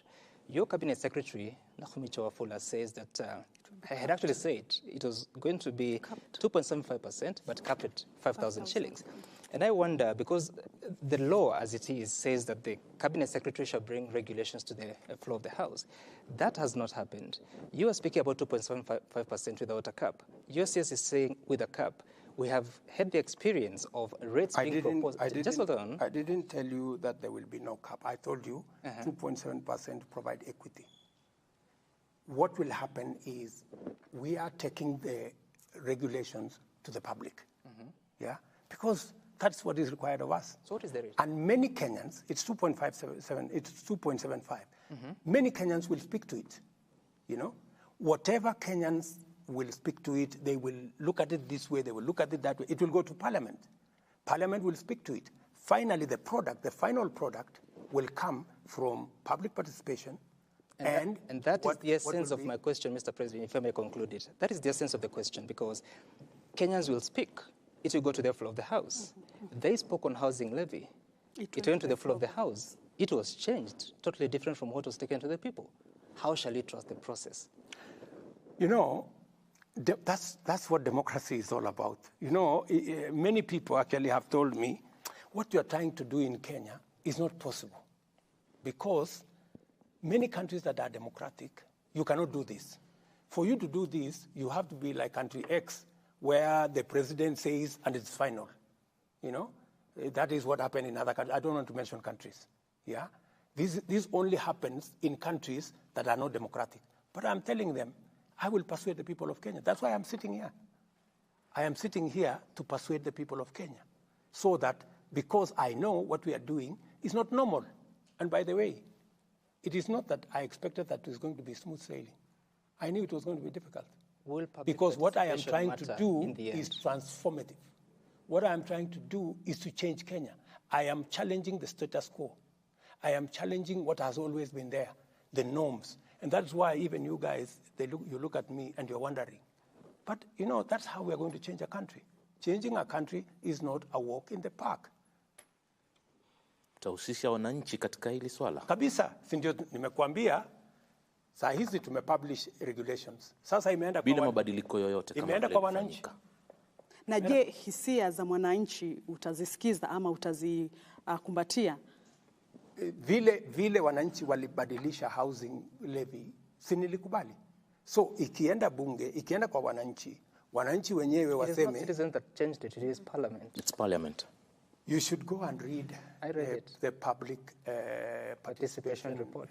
I read it, and majority of them were opposed to the introduction of it. I read it again, and Parliament took into account the views of the people who went to for public participation. And you see, Parliament is also an independent institution. You want me to dictate to Parliament, and I will not, Sam. You know that's not possible. Mheshimiwa, naomba tuendelee na mjadala sasa katika swala la vita dhidi ya ufisadi. Umekuwa na umetoka kifua mbele, baadhi ya hotuba zako katika kipindi cha wiki moja pia imesisitiza sana swala hili la vita dhidi ya ufisadi. Lakini kwa upande mwingine hizi asasi ambazo zimepewa majukumu ya kutekeleza vita hivi pia ni kana kwamba vinasukumwa huku na kule. Kwa sababu gani? Nitakupatia mfano. Kesi ya Kimwarer na Aror hivi majuzi imetaja kuwa hakuna ushahidi wa kutosha kulikuwa na jitihada pale za tume ya ufisadi na maadili nchini katika kuhakikisha kwamba wanatengeneza kesi. Je, ina maana kwamba asasi zako kuna baadhi zinalegea katika kutekeleza wajibu wake, kwa mfano afisi ya DPP? Kwanza niliwaambia Wakenya katika serikali yangu hakutakuwa na pesa ya kuibiwa. I think I made that statement. I said there will be no money to be stolen. And many people are wondering what that meant. Because what we are doing now, for example, and I will come back to your question, because we are talking about corruption. Yep. How do we put mechanisms in place to stop theft, corruption, pilferage? And I have told you the greatest enabler that is going to make us overcome the challenge of corruption is through digitization. It is the reason why I embarked on digitizing government services. From 350, now we are at 14,000. We were collecting 60 million on e-citizen every day. Today we are collecting 600 million every day. My plan is that by next year, we should be collecting minimum 2 billion shillings on e-citizen every day. What does that do? It stops the corrupt. It stops people stealing. It stops pilferage. And for your information, let me just give you a statistic. KWS, right? Their budget for a whole year was 4.3 billion, but given them actually a budget of 4.5 billion. In 6 months, because of e-citizen, in 6 months, they have collected 4.3 billion. Half the year, they have collected what we had, what they had been given as an estimate for the whole year, which means by the end of this year, they will double their collection. I'm just giving you one incident. So what will that do? That is how my plan on how to manage corruption, number one. Number two, I promised the people of Kenya that the independence of the judiciary is going to be sacrosanct. I can tell you for free that they have never received a telephone call from the president to tell them, manage this case in this manner, this corrupt person or that corrupt person. I promised the same to EACC, I promised the same to DCI, I promised the same to DPP. It is their responsibility. They ask me for support, and I have given as much support as I can muster to all these institutions. Let's come to the, are they doing what they should do?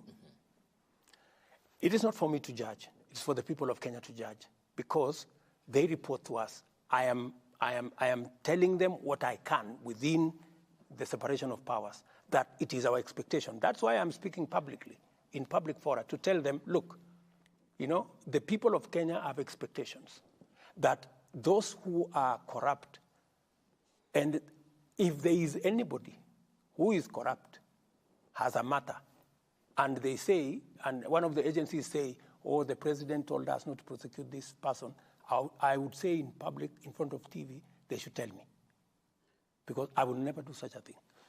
Coming to Kimwarer, if you followed Kimwarer, I said in the campaign trail that the case for Kimwarer was a fraud, because it was. Because it was.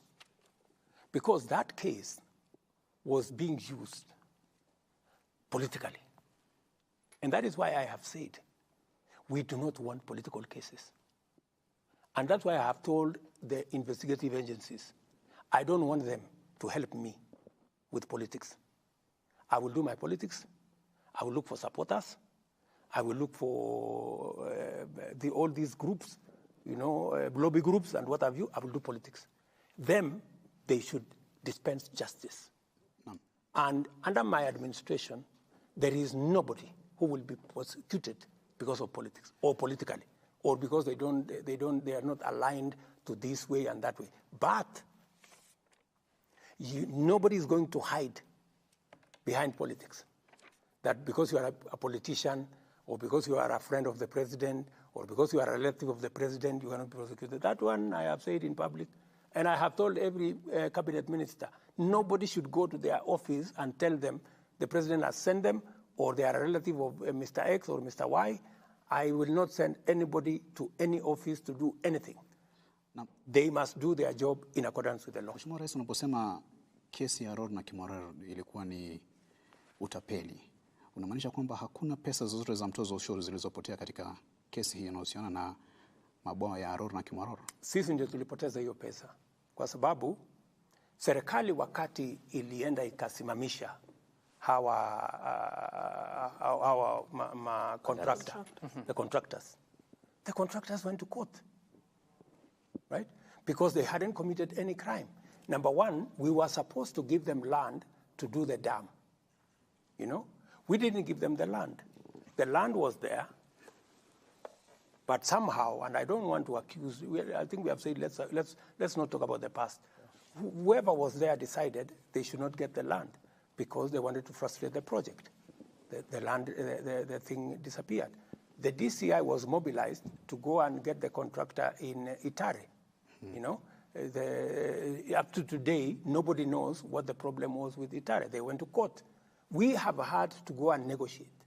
I have had to go and negotiate with Italy, for your information, for us to settle, because we were going to pay 40 billion for nothing, without anything on the ground. So we've had to negotiate. So then, is there a correlation between your negotiations with the Italian government, and the president was actually here, of Italy that is there a relationship between that and the withdrawal of charges against all these accused persons? No, ask the court. I mean, the court has been going on. Yeah. What did the court say? There were no witnesses, because what happened? The court said this was a prosecution-driven acquittal because there was no longer any cooperation. And the reason I'm asking this question is because you stood at the steps of the front of this building and you said that you have agreed with the president of Italy to withdraw all cases against the farms in Italy, and Italy was also going to withdraw all cases against the government of Kenya. Correct. So I'm asking the question because initially there were several people that had been presented before court. Some of them, I think even the current central bank governor, Kamau Thuge. Is there a relationship? Because you said withdrawal will be done. When we talked about... Is there a consequence? No. What we said about the withdrawal was they took us to court in London. We made a counterclaim just to make sure that we are not exposed. So when we made the counterclaim, then that's how the case was continuing. So we said, for that matter, they are going to withdraw their case in the arbitration court. We were going to do the same. It had nothing to do with the cases in Kenya, because the cases in Kenya were criminal. The cases in the arbitration were contractual. So these were very different cases. So the case has been going on in the Kenyan courts, mention after mention. I mean, and by the way, those cases were going on even before I came to office. They had been there for 3 years, and it hadn't moved 1 inch. Why? Do you think there was any feasibility study done on the two dams? Do you know of any?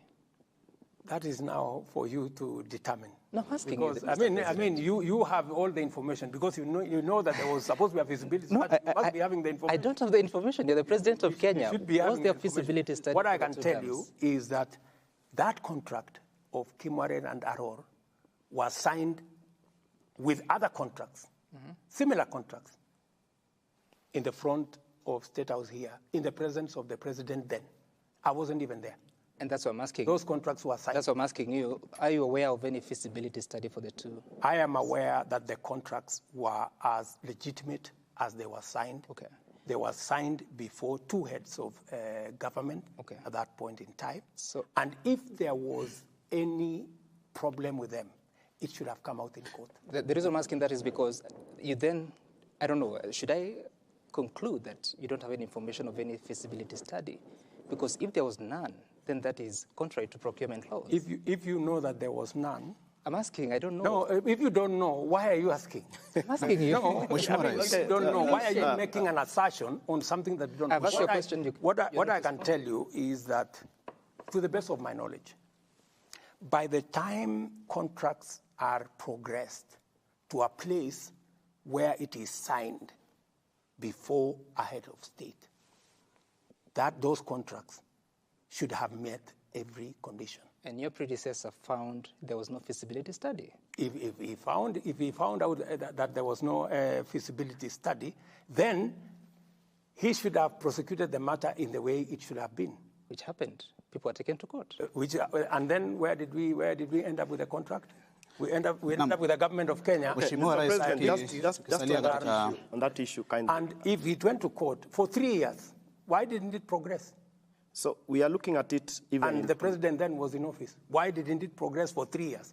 If it was as simple as there is no feasibility study, I mean, it should have been an open and shut case. We have seen what the judge has actually said. And you look at a situation whereby the prosecution is literally paralyzed in court. And this is not just even Aror and Kimorer. I mean, in the last 15 months, we've seen one case after the other collapse in court.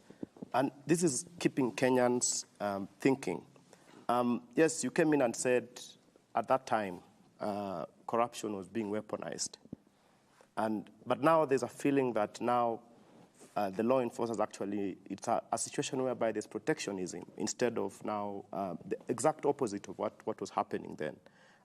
What do you tell Kenyans on this, where you find... I want to tell the people of Kenya that I will discharge my responsibility in making sure that all independent institutions are appropriately facilitated. In fact, the DPP has sent a request on additional resources to hire more staff so that they can discharge their responsibility well, and I am looking at that request. We have given additional money to the judiciary. I will facilitate, my administration will facilitate all the independent agencies to discharge their responsibility. We will also dispense our responsibility in making sure that the judiciary is independent and doing their job. Yeah? That I will do. And I will make sure that nobody hides under the presidency, the government, friendship, in any anybody must be taken to court if they are committed crimes. But beyond that, I will also go the extra mile and prevent public money from being stolen. And that's what I'm doing. I am saying prevention is better than cure, they say. Yeah? That's why I'm saying for us to avoid unnecessary matters, let us see how we manage we manage public resources. And that's why I'm even telling, because there are some people who are still dodging the digitization process. They are still dodging the 222 government payment platform because they are used to paying things. In fact, I know, for example, some institutions, when we say they must pay through the digital platform, they are now asking for checks. Some of them are asking for back transfers because they don't want accountability. And I'm giving them a warning. We said by 31st of this month, every government service must be paid on e-citizen. And even land, which is the biggest challenge, we have now said the Ministry of Lands is going to be cashless, all the way to Mashinani. Anybody, and I'm telling Kenyans here, anybody who asks you for cash for payment of a public service, look at them in the eye and tell them they are fraudsters. Na Mheshimiwa Rais, katika vita dhidi ya ufisadi na uhuru wa taasisi mbalimbali na mihimili tofauti ya serikali, umejitangaza wazi wazi kwamba hutalegeza kamba katika vita dhidi ya ufisadi. Hutalegeza kamba. Naam, na umekuwa na kauli ambazo umekuwa ukizitumia, na nikikunukuu wakati mmoja kwa kule magharibi ukizungumzia kuhusu wafisadi ambao unaamini wamelemaza sekta ya viwanda vya sukari. Ulisema ima uhame Kenya ama nikuweke jela ama usafiri uende mbinguni. Hili halijaonekana kuendana vyema na wachechemuzi wa haki za binadamu. Mbona usiruhusu mahakama ifanye kazi yake? Nimezuia, si nimesema tutakupeleka mahakamani. Inachukuliwa kama kitisho. Lakini wacha nikueleze ya kwamba jambo la ufisadi ni figurative language to drive home the point that this is no longer a joke. And for your information, because of what I did, we have managed to sort out the biggest cartel in Mumias. Vitisho vinafanya kazi. No, sio vitisho, ni kuambia tu watu ukweli. Kwamba mahali mambo imefika, hatuwezi kuendelea vile tunaendelea. Lazima tubadilishe mwenendo wetu. And I am telling you, let me repeat here, that for those people who are corrupt, please look for another country. Because it is not going to be business as usual. Even as we look places where we find, even as we do what we have to do to make sure that all Kenyans are we avoid pilferage, we avoid corruption. Even as we do that, for those of the incorrigible characters, the people who benefit from corruption, the people who try even to influence the criminal justice system, you know, the people who beneficiaries, like what I talked to you about. I mean, surely, the people who are going to court to stop, you know, implementation of programs that are public, you know, these are, and you know very well, you can see their fingerprints, that these are beneficiaries of corruption. They are so daring with impunity that they want to manipulate the whole system. But it is the same thing. Isn't that democracy, really, That Mr. President? Is it democracy to steal? No. Sorry. Going to I'm court. talking about the question of going to court, Yeah. especially for the programs you're talking about. No, I mean, I have no problem. I'm not complaining. I've said they've gone to court, but I'm going to call them out that I know you. I know the fellows who have gone to court. I know the fellows who are sponsoring this, because I know them. They will not hide, because I can see their fingerprints. Let me give you an example.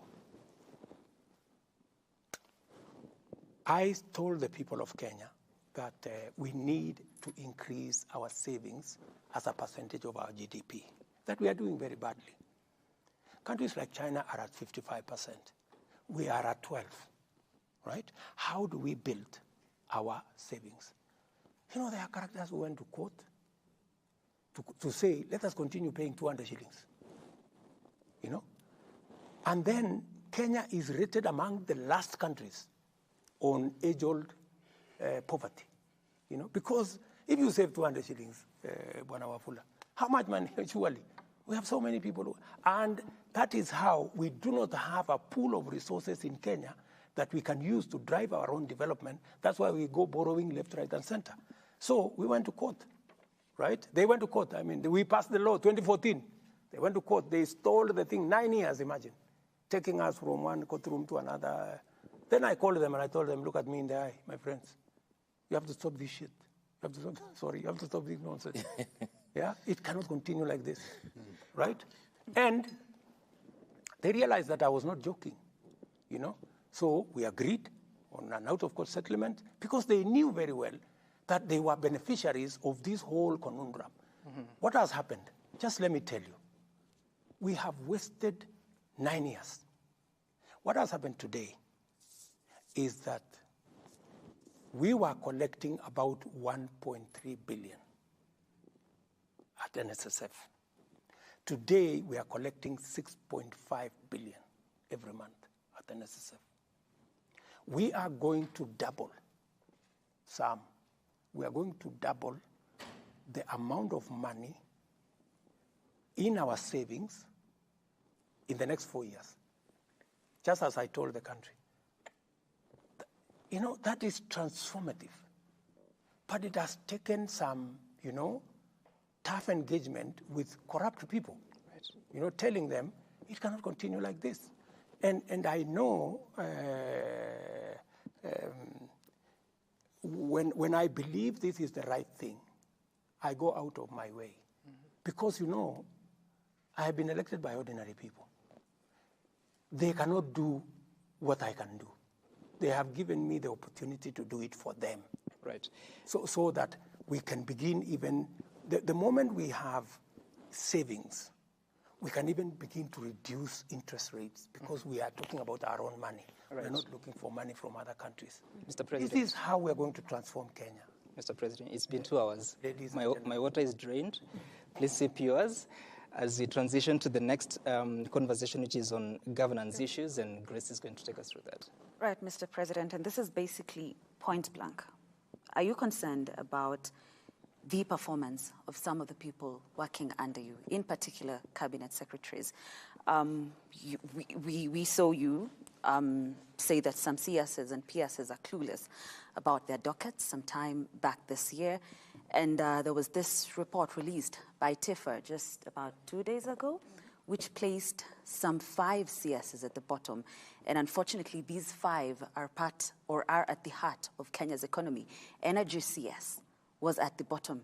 Gender CS, Treasury CS, Water CS, Land CS. Are you concerned about their performance, and what are you intending to do about it, Mr. President? Number one, I don't believe in TIFA. Why don't you? Because TIFA is a fraud. TIFA and all these opinion poll people, they are paid. By who? Whoever pays them. Because But you just said they told paid. they told us many stories. If it was TIFA, I would not be president. They said I would never win. They made all manner of allegations. So please, let's not talk about opinion polls. Let's not talk about TIFA. And I have no quarrel with them. Wanaweza kuendelea na kusema ile wanasema, which is okay. Let's go to the performance, minus TIFA. Yeah? But we can see the results. We can see the results because... Okay. Yeah, I'm saying we can see the results. You have dismissed TIFA, but say energy, which is at the bottom. This is definitely here because of the frequent power outages that have been experienced in the country. So it has to be true. It is not true. Let me tell you that, yes, we've had about 4 different blackouts. And there is a reason for it, And I want to tell the people of Kenya that, yes, there's a problem. The problem is not about generation, because we have enough power in the grid. The problem is about investment. We haven't invested in our transmission lines and distribution lines in the last 8 years. Why haven't we invested? We didn't have a plan, number one, a clear plan. And where we had a plan, many things went wrong. For example, the 3 or 4 lines that are giving us real trouble, are lines that have been in court for like 7 years. We had a Spanish engagement with another group called Africa 50 that would help us connect the power from Takwel, the power from Ethiopia, and the power from Uganda into the grid, but those were never implemented. When I came into office, the first thing I did was, for example, there were transformers at the port for 5 years, and it only required 500 million. I paid it one day. That is why today we have connected power to Ortum. We are connecting power to Kitale from Takwel. We have so much power in Takwel, we cannot deliver it because there is no transmission line. What have we done? To be fair to, and I am not defending Davis, I just don't want him to be crucified for a problem that comes from afar. So what have we done? We have finally negotiated. I went to Korea. I negotiated a facility of 9 billion shillings. We are going to do 200 kilometers of transmission line, the ones that are part of what is causing the problem. We have finalized the procurement. Those will be constructed.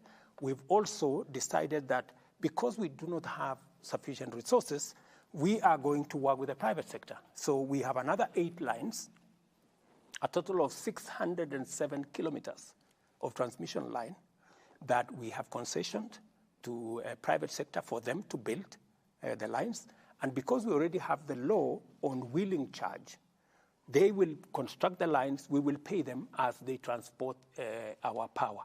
So we have a plan. And number three, we want to invest about maybe $100 or $120 million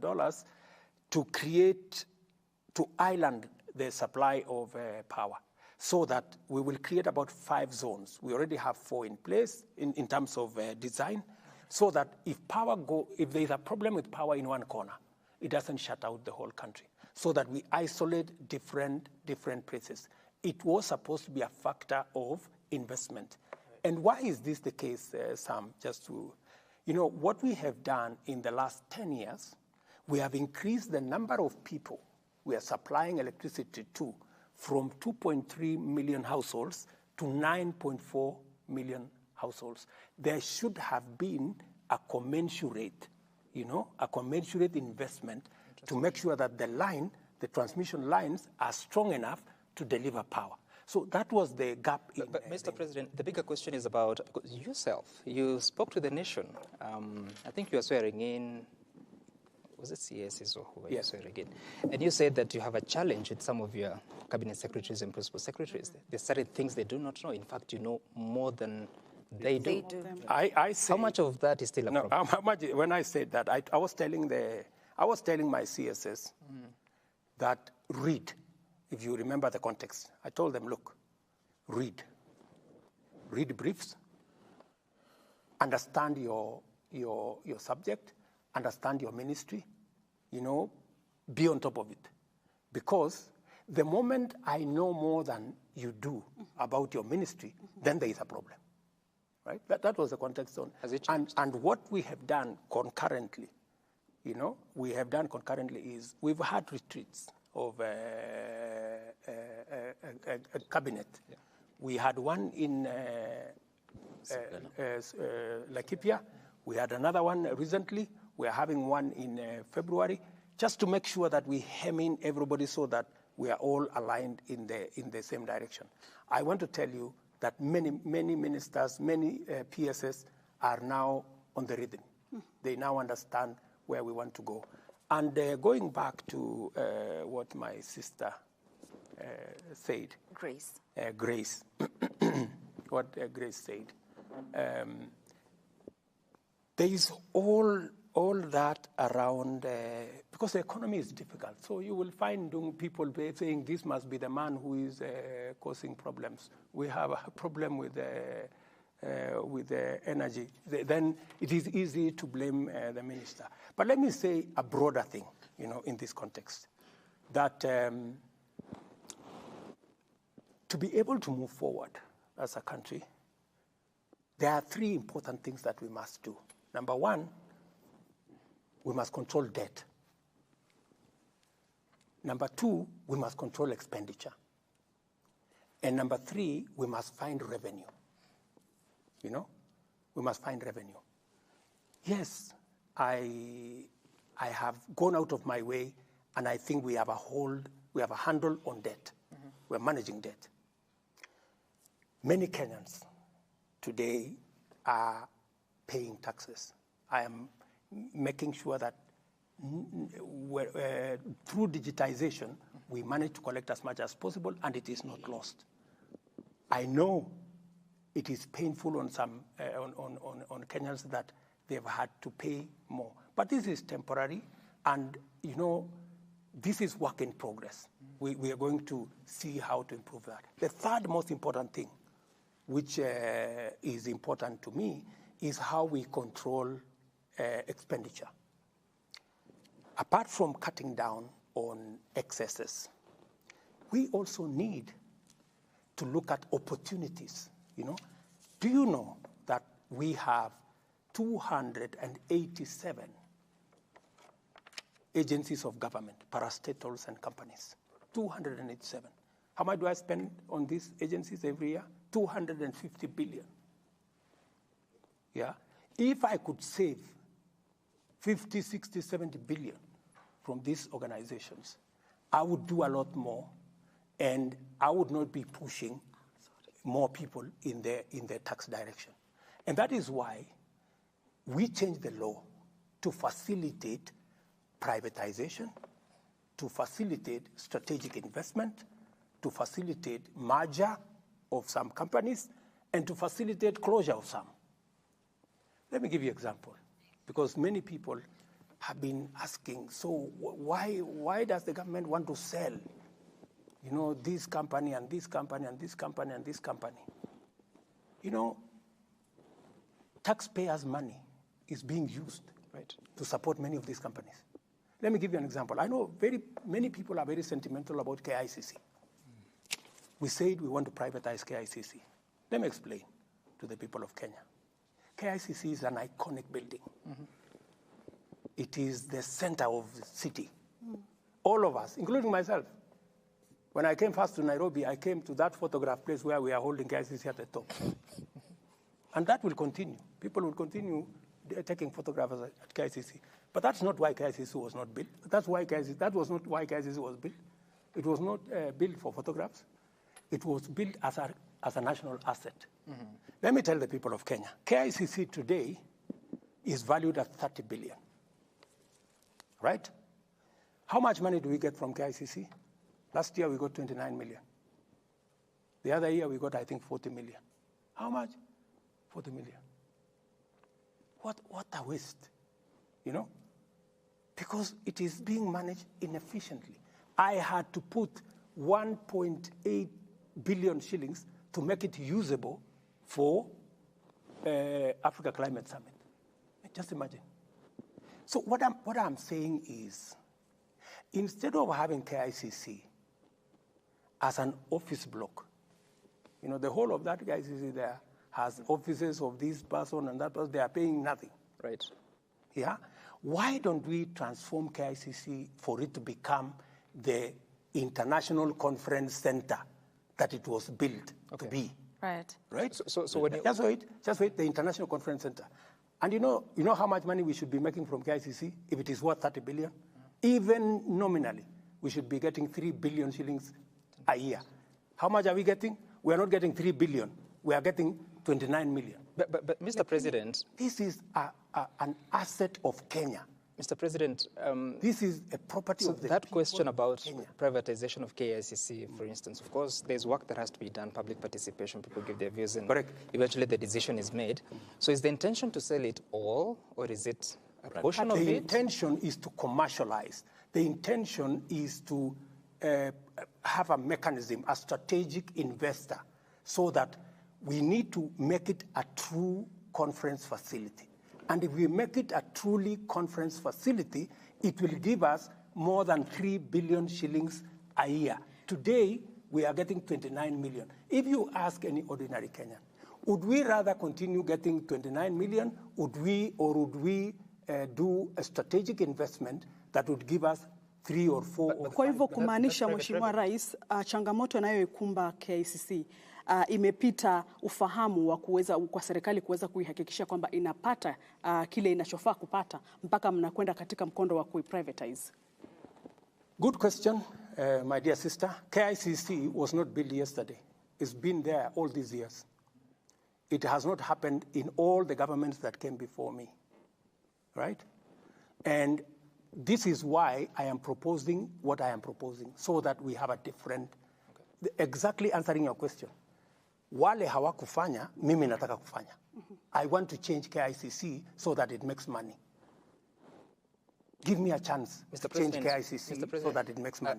Let me conclude by saying, because our international conference center at KICC is not working, it has no capacity to host. If you go there, if I didn't invest 1.8 billion, nobody wants to have a meeting in KICC because it is dark, it has no facility, it has no what, it is no toilets, nothing. So what has happened as a result of underperformance of KICC? Do you know that Intercont Hotel is closed? Yeah. Do you know that Hilton Hotel is closed? Do you know that Crown Plaza is closed? Do you know that all these other hotels are struggling? Because we have no international conference facility. Conference facilities are the ones that support our tourism sector, our convention sector, our hotel industry. We not only want to invest or get a strategic investor for KICC, I am also going to get a strategic investor for Bomas of Kenya. We need to build another conference facility in Kenya, in Bomas of Kenya, and we need to build maybe 2-3 hotels in Bomas of Kenya. It is what is going to change the fortunes of our country, especially the space around tourism. Right. So let me persuade the people of Kenya, right? KICC is not being sold to anybody. KICC is not being taken anywhere. KICC will remain there. Those who want to take photographs, you can continue taking photographs. But for heaven's sake, allow me to get a strategic investor, and I am not going to do it at night.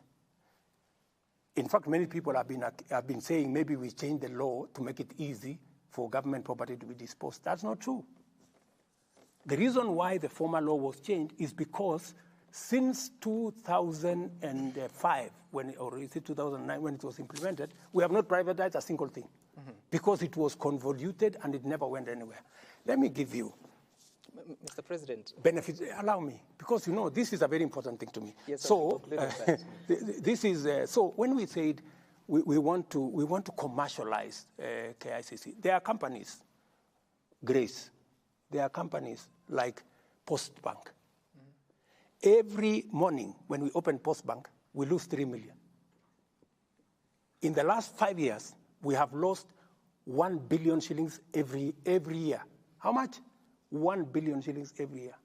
Because nobody wants to make a decision about Postbank. I want to make a decision about Postbank. I want to get the employees who are working in Postbank. I want to second them to other institutions. We close down Postbank. We stop losing 1 billion shillings. Every year, and we do something with a fund that is there instead of taking money from the fund and spending it. And we are just being not prudent at all. Let me give you another example. Because this is what I want to do. This is what we are talking about. When we talk about privatization, we are not talking about just sale. We are talking about 4 or 5 aspects. There are places that will be leased. There are others that you will get strategic investors. There are others that you will get that you will take to the stock exchange. Let me give you another example. Kenya Pipeline Company.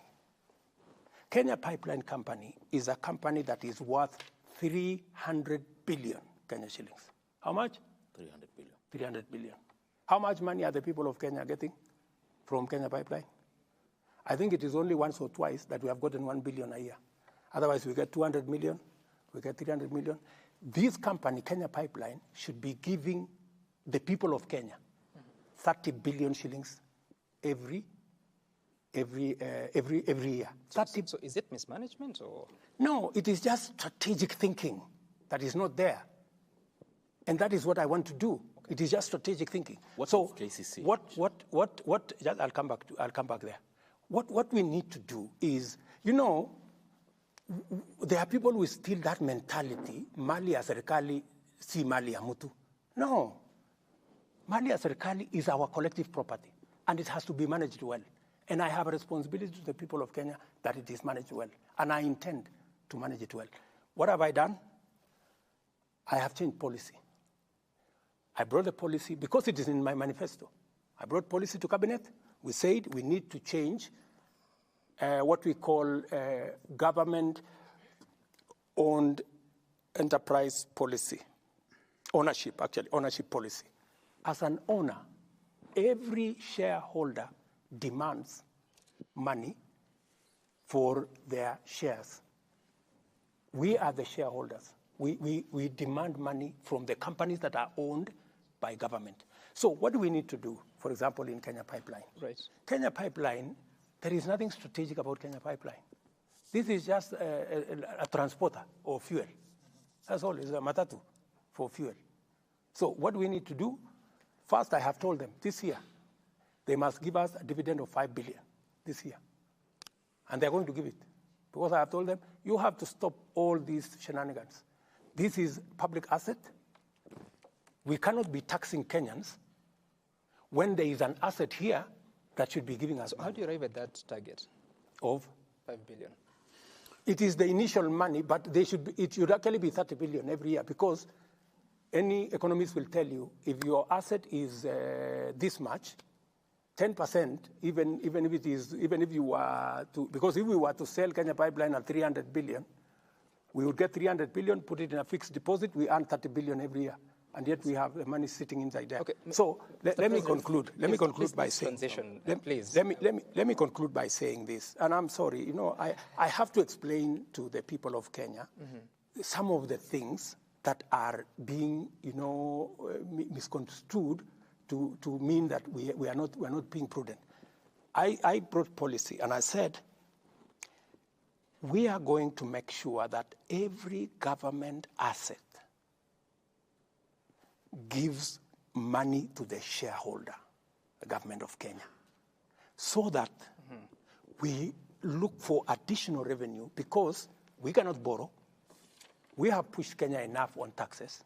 The only other way to raise money is to sweat our assets. Yeah? Is to sweat our assets. We must get our assets to pay us dividends. That's why, for example, Kenya Power, we have removed 4 directors that I appointed into the board to allow the private sector to appoint directors because we want it to be run with the private sector support, because we value what the private sector has to say. Let me conclude by saying the following. Why is this in the right direction? Let me answer what this good man has said. KCC, for example, we want to have a conversation with farmers. We want farmers to own KCC. We want to see with them already dairy board were in India. The Indian equivalent of KCC is paying farmers higher than our KCC for the same product, and is charging the consumer lower than we are charging because they have built in much more professionalism, much more. So we want to do that. And for Mwea, I know there is a problem, Mwea rice mill. We started Mwea rice mill way back in the 70s when there was no rice mill. Today, we have 100 rice mills in Mwea. Mr. President, we don't have to own it. We want to give it. Yes. In fact, the reason why we are discussing Mwea rice mill is because we want to give it to farmers. Okay. And there is no other way of giving it unless you take it through a process. Mr. President, we cannot exhaust the list of 11 farms that are to be privatized. But I want us to spend some time and talk about the diplomatic status of the country, of Kenya, in the regional and global space. Do you want to take us through that? Yeah, pengine Mheshimiwa Rais unaweza kutueleza uhusiano wa Kenya na nchi zetu jirani. Tukizungumzia pengine kama Uganda upo vipi? Tunakumbuka kwamba kulikuwa na lile swala la uhusiano wako baina ya Rais Yoweri Museveni kuhusiana na oil deal. Sijui kama uhusiano wenu upo vipi kwa sasa. Is that the only around that space? No.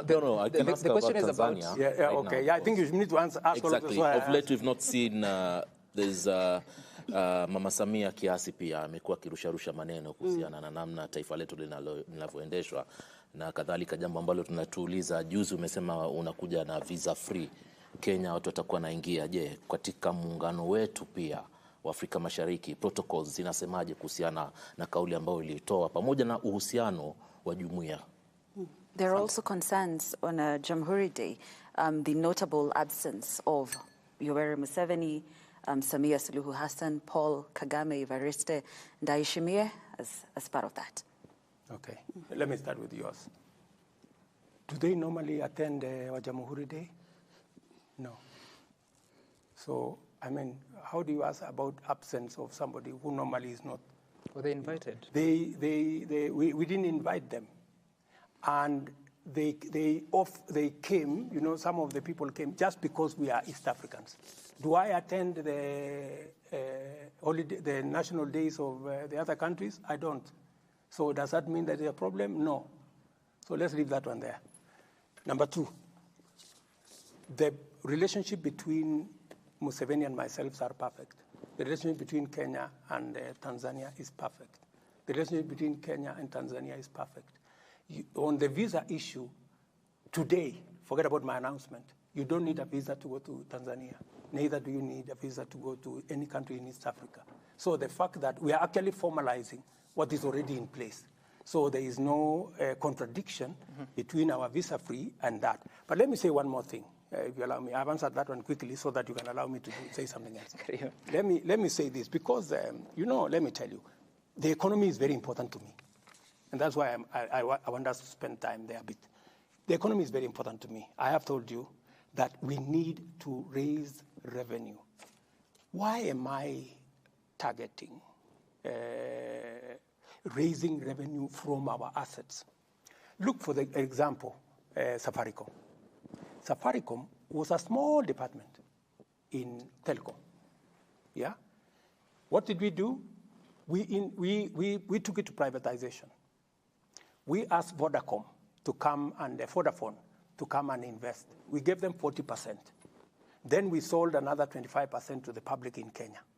Today, the small Safaricom that was at the corner in telecom today is the largest company in Kenya. Today, the value of Safaricom is 360 billion. Today, Safaricom is supporting 1.2 million jobs.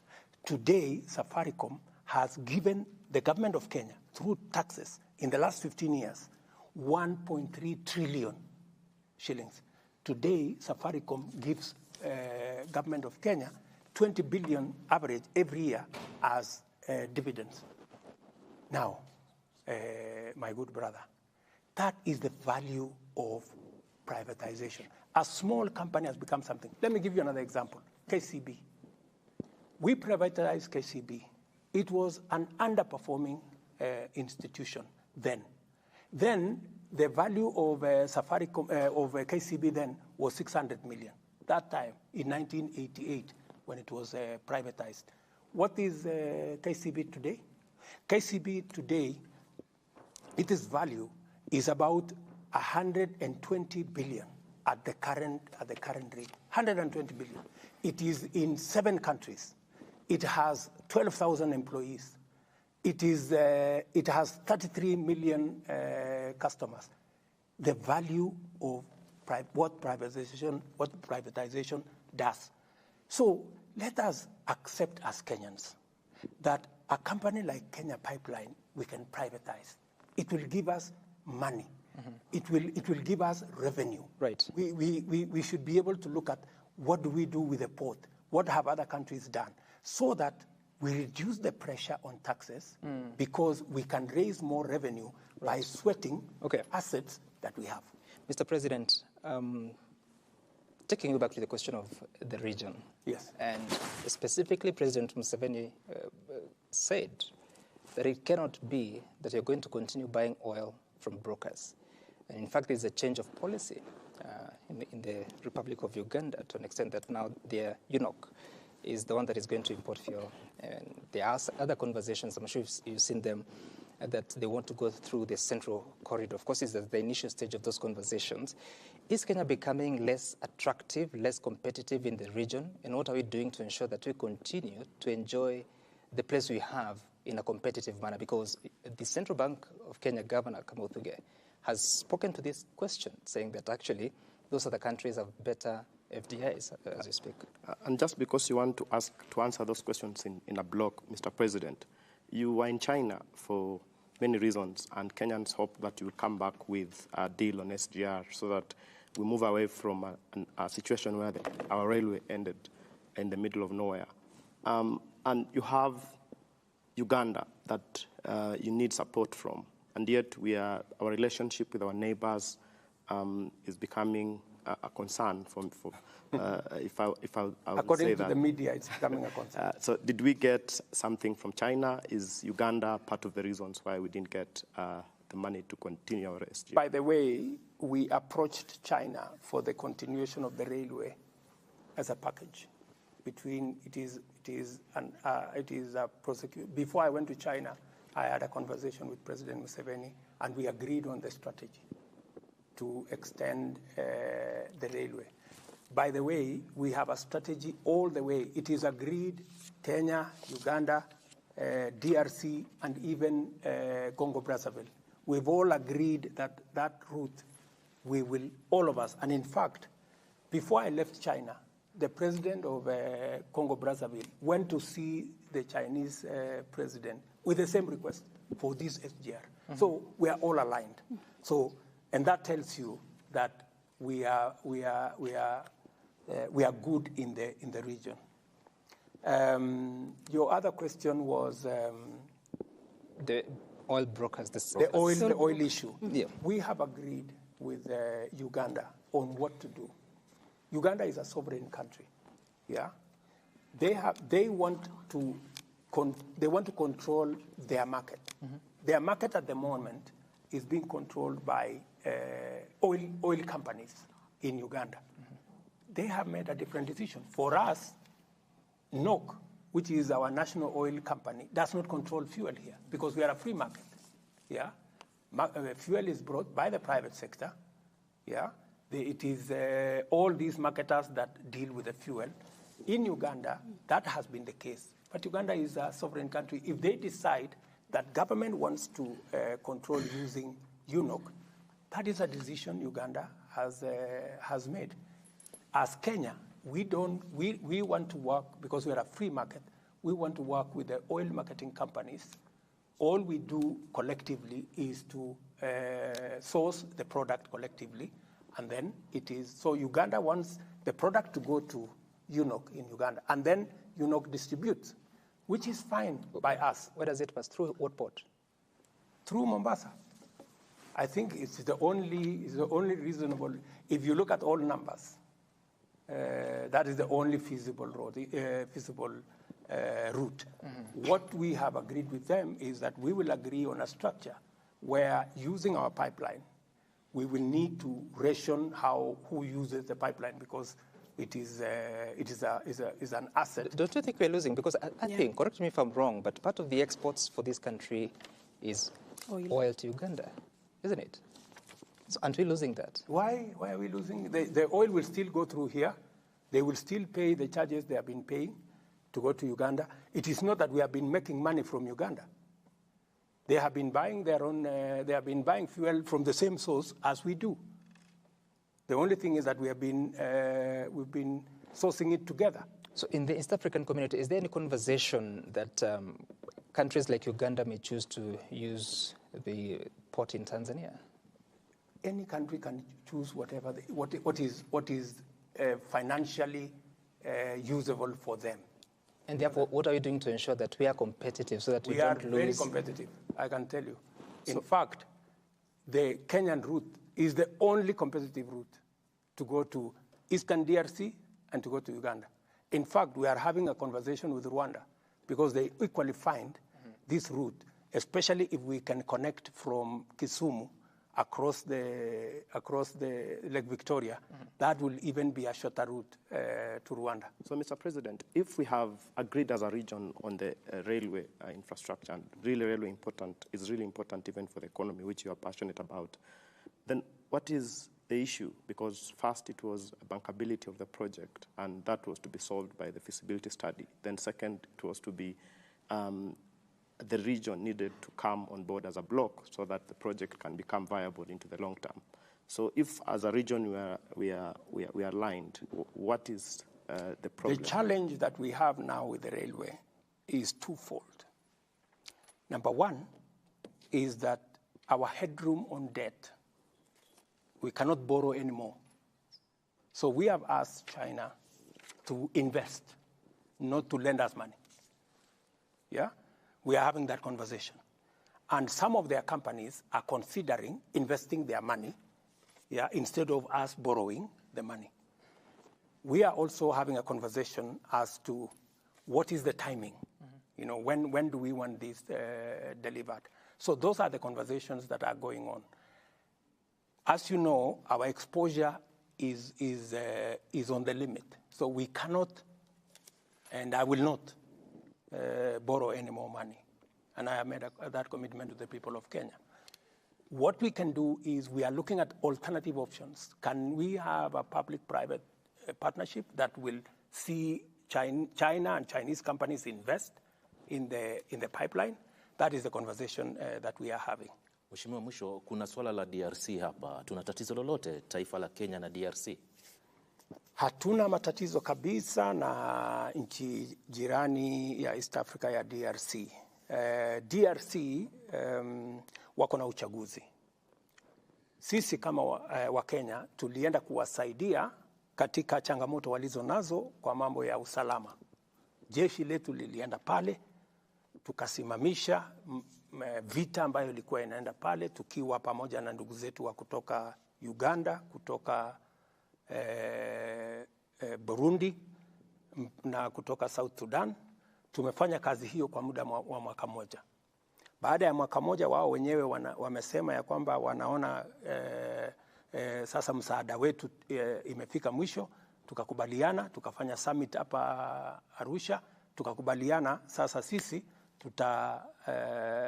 tutatafuta namna gradually to exit from the scene so that other countries can come and support them. Jana ama juzi kulikuwa na mkutano hapa Nairobi ya wananchi wa DRC, wakatoa statement. Watu wa DRC wakalalamika kwamba hiyo statement Kenya haingekubali hiyo statement itolewe pale. Msimamo wetu kama Kenya ni kwamba sisi ni nchi demokrasia, na nyinyi mnajua, nyinyi ni watu wa vyombo vya habari. Hakuna mtu anauliza serikali kwenda kutoa taarifa yeyote. So they issued a statement from here. DRC wanted to know whether those people, we can arrest them. Then we told them, you know, Kenya is a democracy. We cannot arrest anybody who has issued a statement. We don't arrest people who have made us, we arrest criminals. If anybody has committed any criminality, we will go out of our way to deal with them. But issuing statements, how many people issue statements in Kenya against me? Every day, people are issuing statements left, right, and center. That is what the democracy is all about. And in any case, Kenya here has the biggest bureau. You guys know the biggest bureau of journalists from BBC. I don't know, CNN. I don't know where. Everybody is here. So, and that is what people are looking for. So, Kenya is a media hub. By recalling the ambassador from Nairobi, what does that mean? Do you have a problem now? If they decide that they want to recall our ambassador because a statement was issued in Nairobi, that is their right. But, you know, I cannot arrest anybody merely because they issued a statement. That is undemocratic. That is not how Kenya is. That is not the Kenya you all know. So, you know, we are all different. Countries are democracies in different ways. Okay. Mheshimiwa, mwisho kabisa kabla tujamaliza, siwezi kukuacha bila kuuliza swala la elimu. Tumepata malalamiko mengi sana. Nimepata jumbe nyingi tangu jana kuelezea kwamba tutakuwa na rais. Watu wengi ambao walikuwa wanafanya internship kuhusiana na JSS wanalalamika kwamba wanahitaji kupewa nafasi. Yani wapewe nafasi za kazi, manake muda wao unaishia mwezi huu, nafikiri tarehe 31. Umeweka mikakati gani ama mipango gani kuwaeka wakati ambapo pia junior secondary school inafaa kufungua mwezi wa Januari, waendelee na vile vile kuwe hakuna tatizo lolote kwa wazazi, wanafunzi na hata pia mikakati ya serikali kuhusiana na swala la elimu? Naomba tujibu hili wewe kama rais. Mimi nitajibu. Manake isiwe mambo ya kupeleka kwa wizara itafanya hivi. Hapana, mimi nitakujibu. Ndio. Mambo ya wanafunzi ama walimu wa JSS, Januari watakuwa kazini, kwa sababu tulitoa sera kama serikali ya kwamba sekta zote kabla ya kuajiriwa permanent and pensionable unafanya kazi internship miaka miwili. So they will complete, once they complete their internship of 2 years, we will hire everybody. So they need to relax. They need to go through the process. They will have the first priority when we hire teachers after the internship. And we are not doing internship only with teachers. We are doing internship with many other sectors. In fact, we've just gotten a cohort of interns at the public service, because internship is part of the learning process and the job process. So our interns that are doing a wonderful job as teachers, they need to relax. Nobody is going to take their place in January. So they'll be what? They will continue to complete. Yeah, they will continue to complete their internship for 2 years. 2 years, which is a government policy, and that is understood.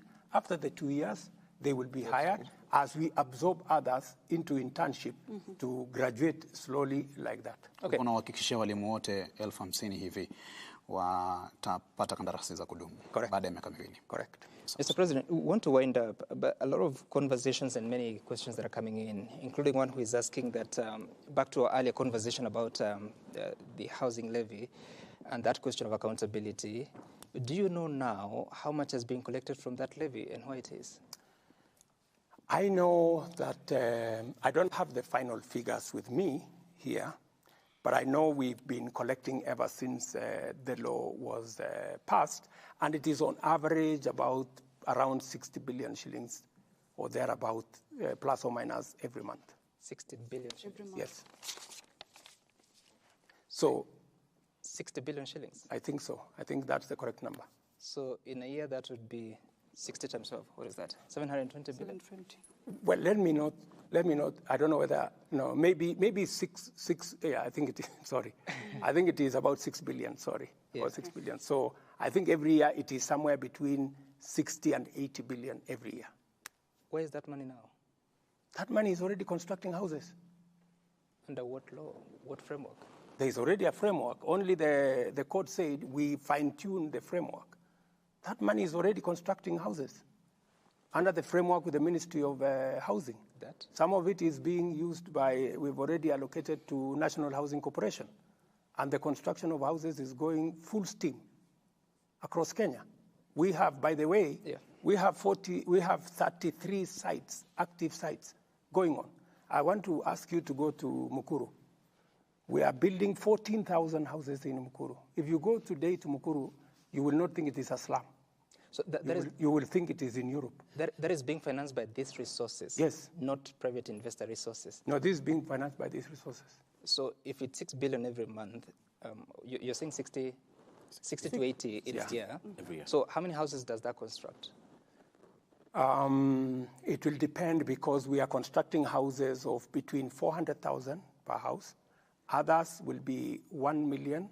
Others will be 3 million. It is different categories. No, that's the selling price. I'm talking about the cost. But you know, the cost is commensurate with what you sell because it depends with sizes. Mm-hmm. The smaller ones cost less. The 1 bedroom, the bed sitter, the 1 bedroom, the 2 bedroom, the 3 bedroom cost different. So it will depend on how many. Mr. President, I asked that question because it's been a very stubborn question. Not many have an answer. I have an answer. Not your members of parliament, not your cabinet secretaries. I have an answer. And in fact, if you call the ministry responsible, they will explain to you in detail. Now? Yes. Okay. In detail.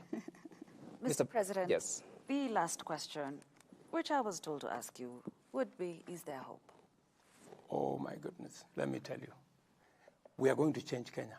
I am very positive. I am very clear in my mind that I have only one mission, to change Kenya.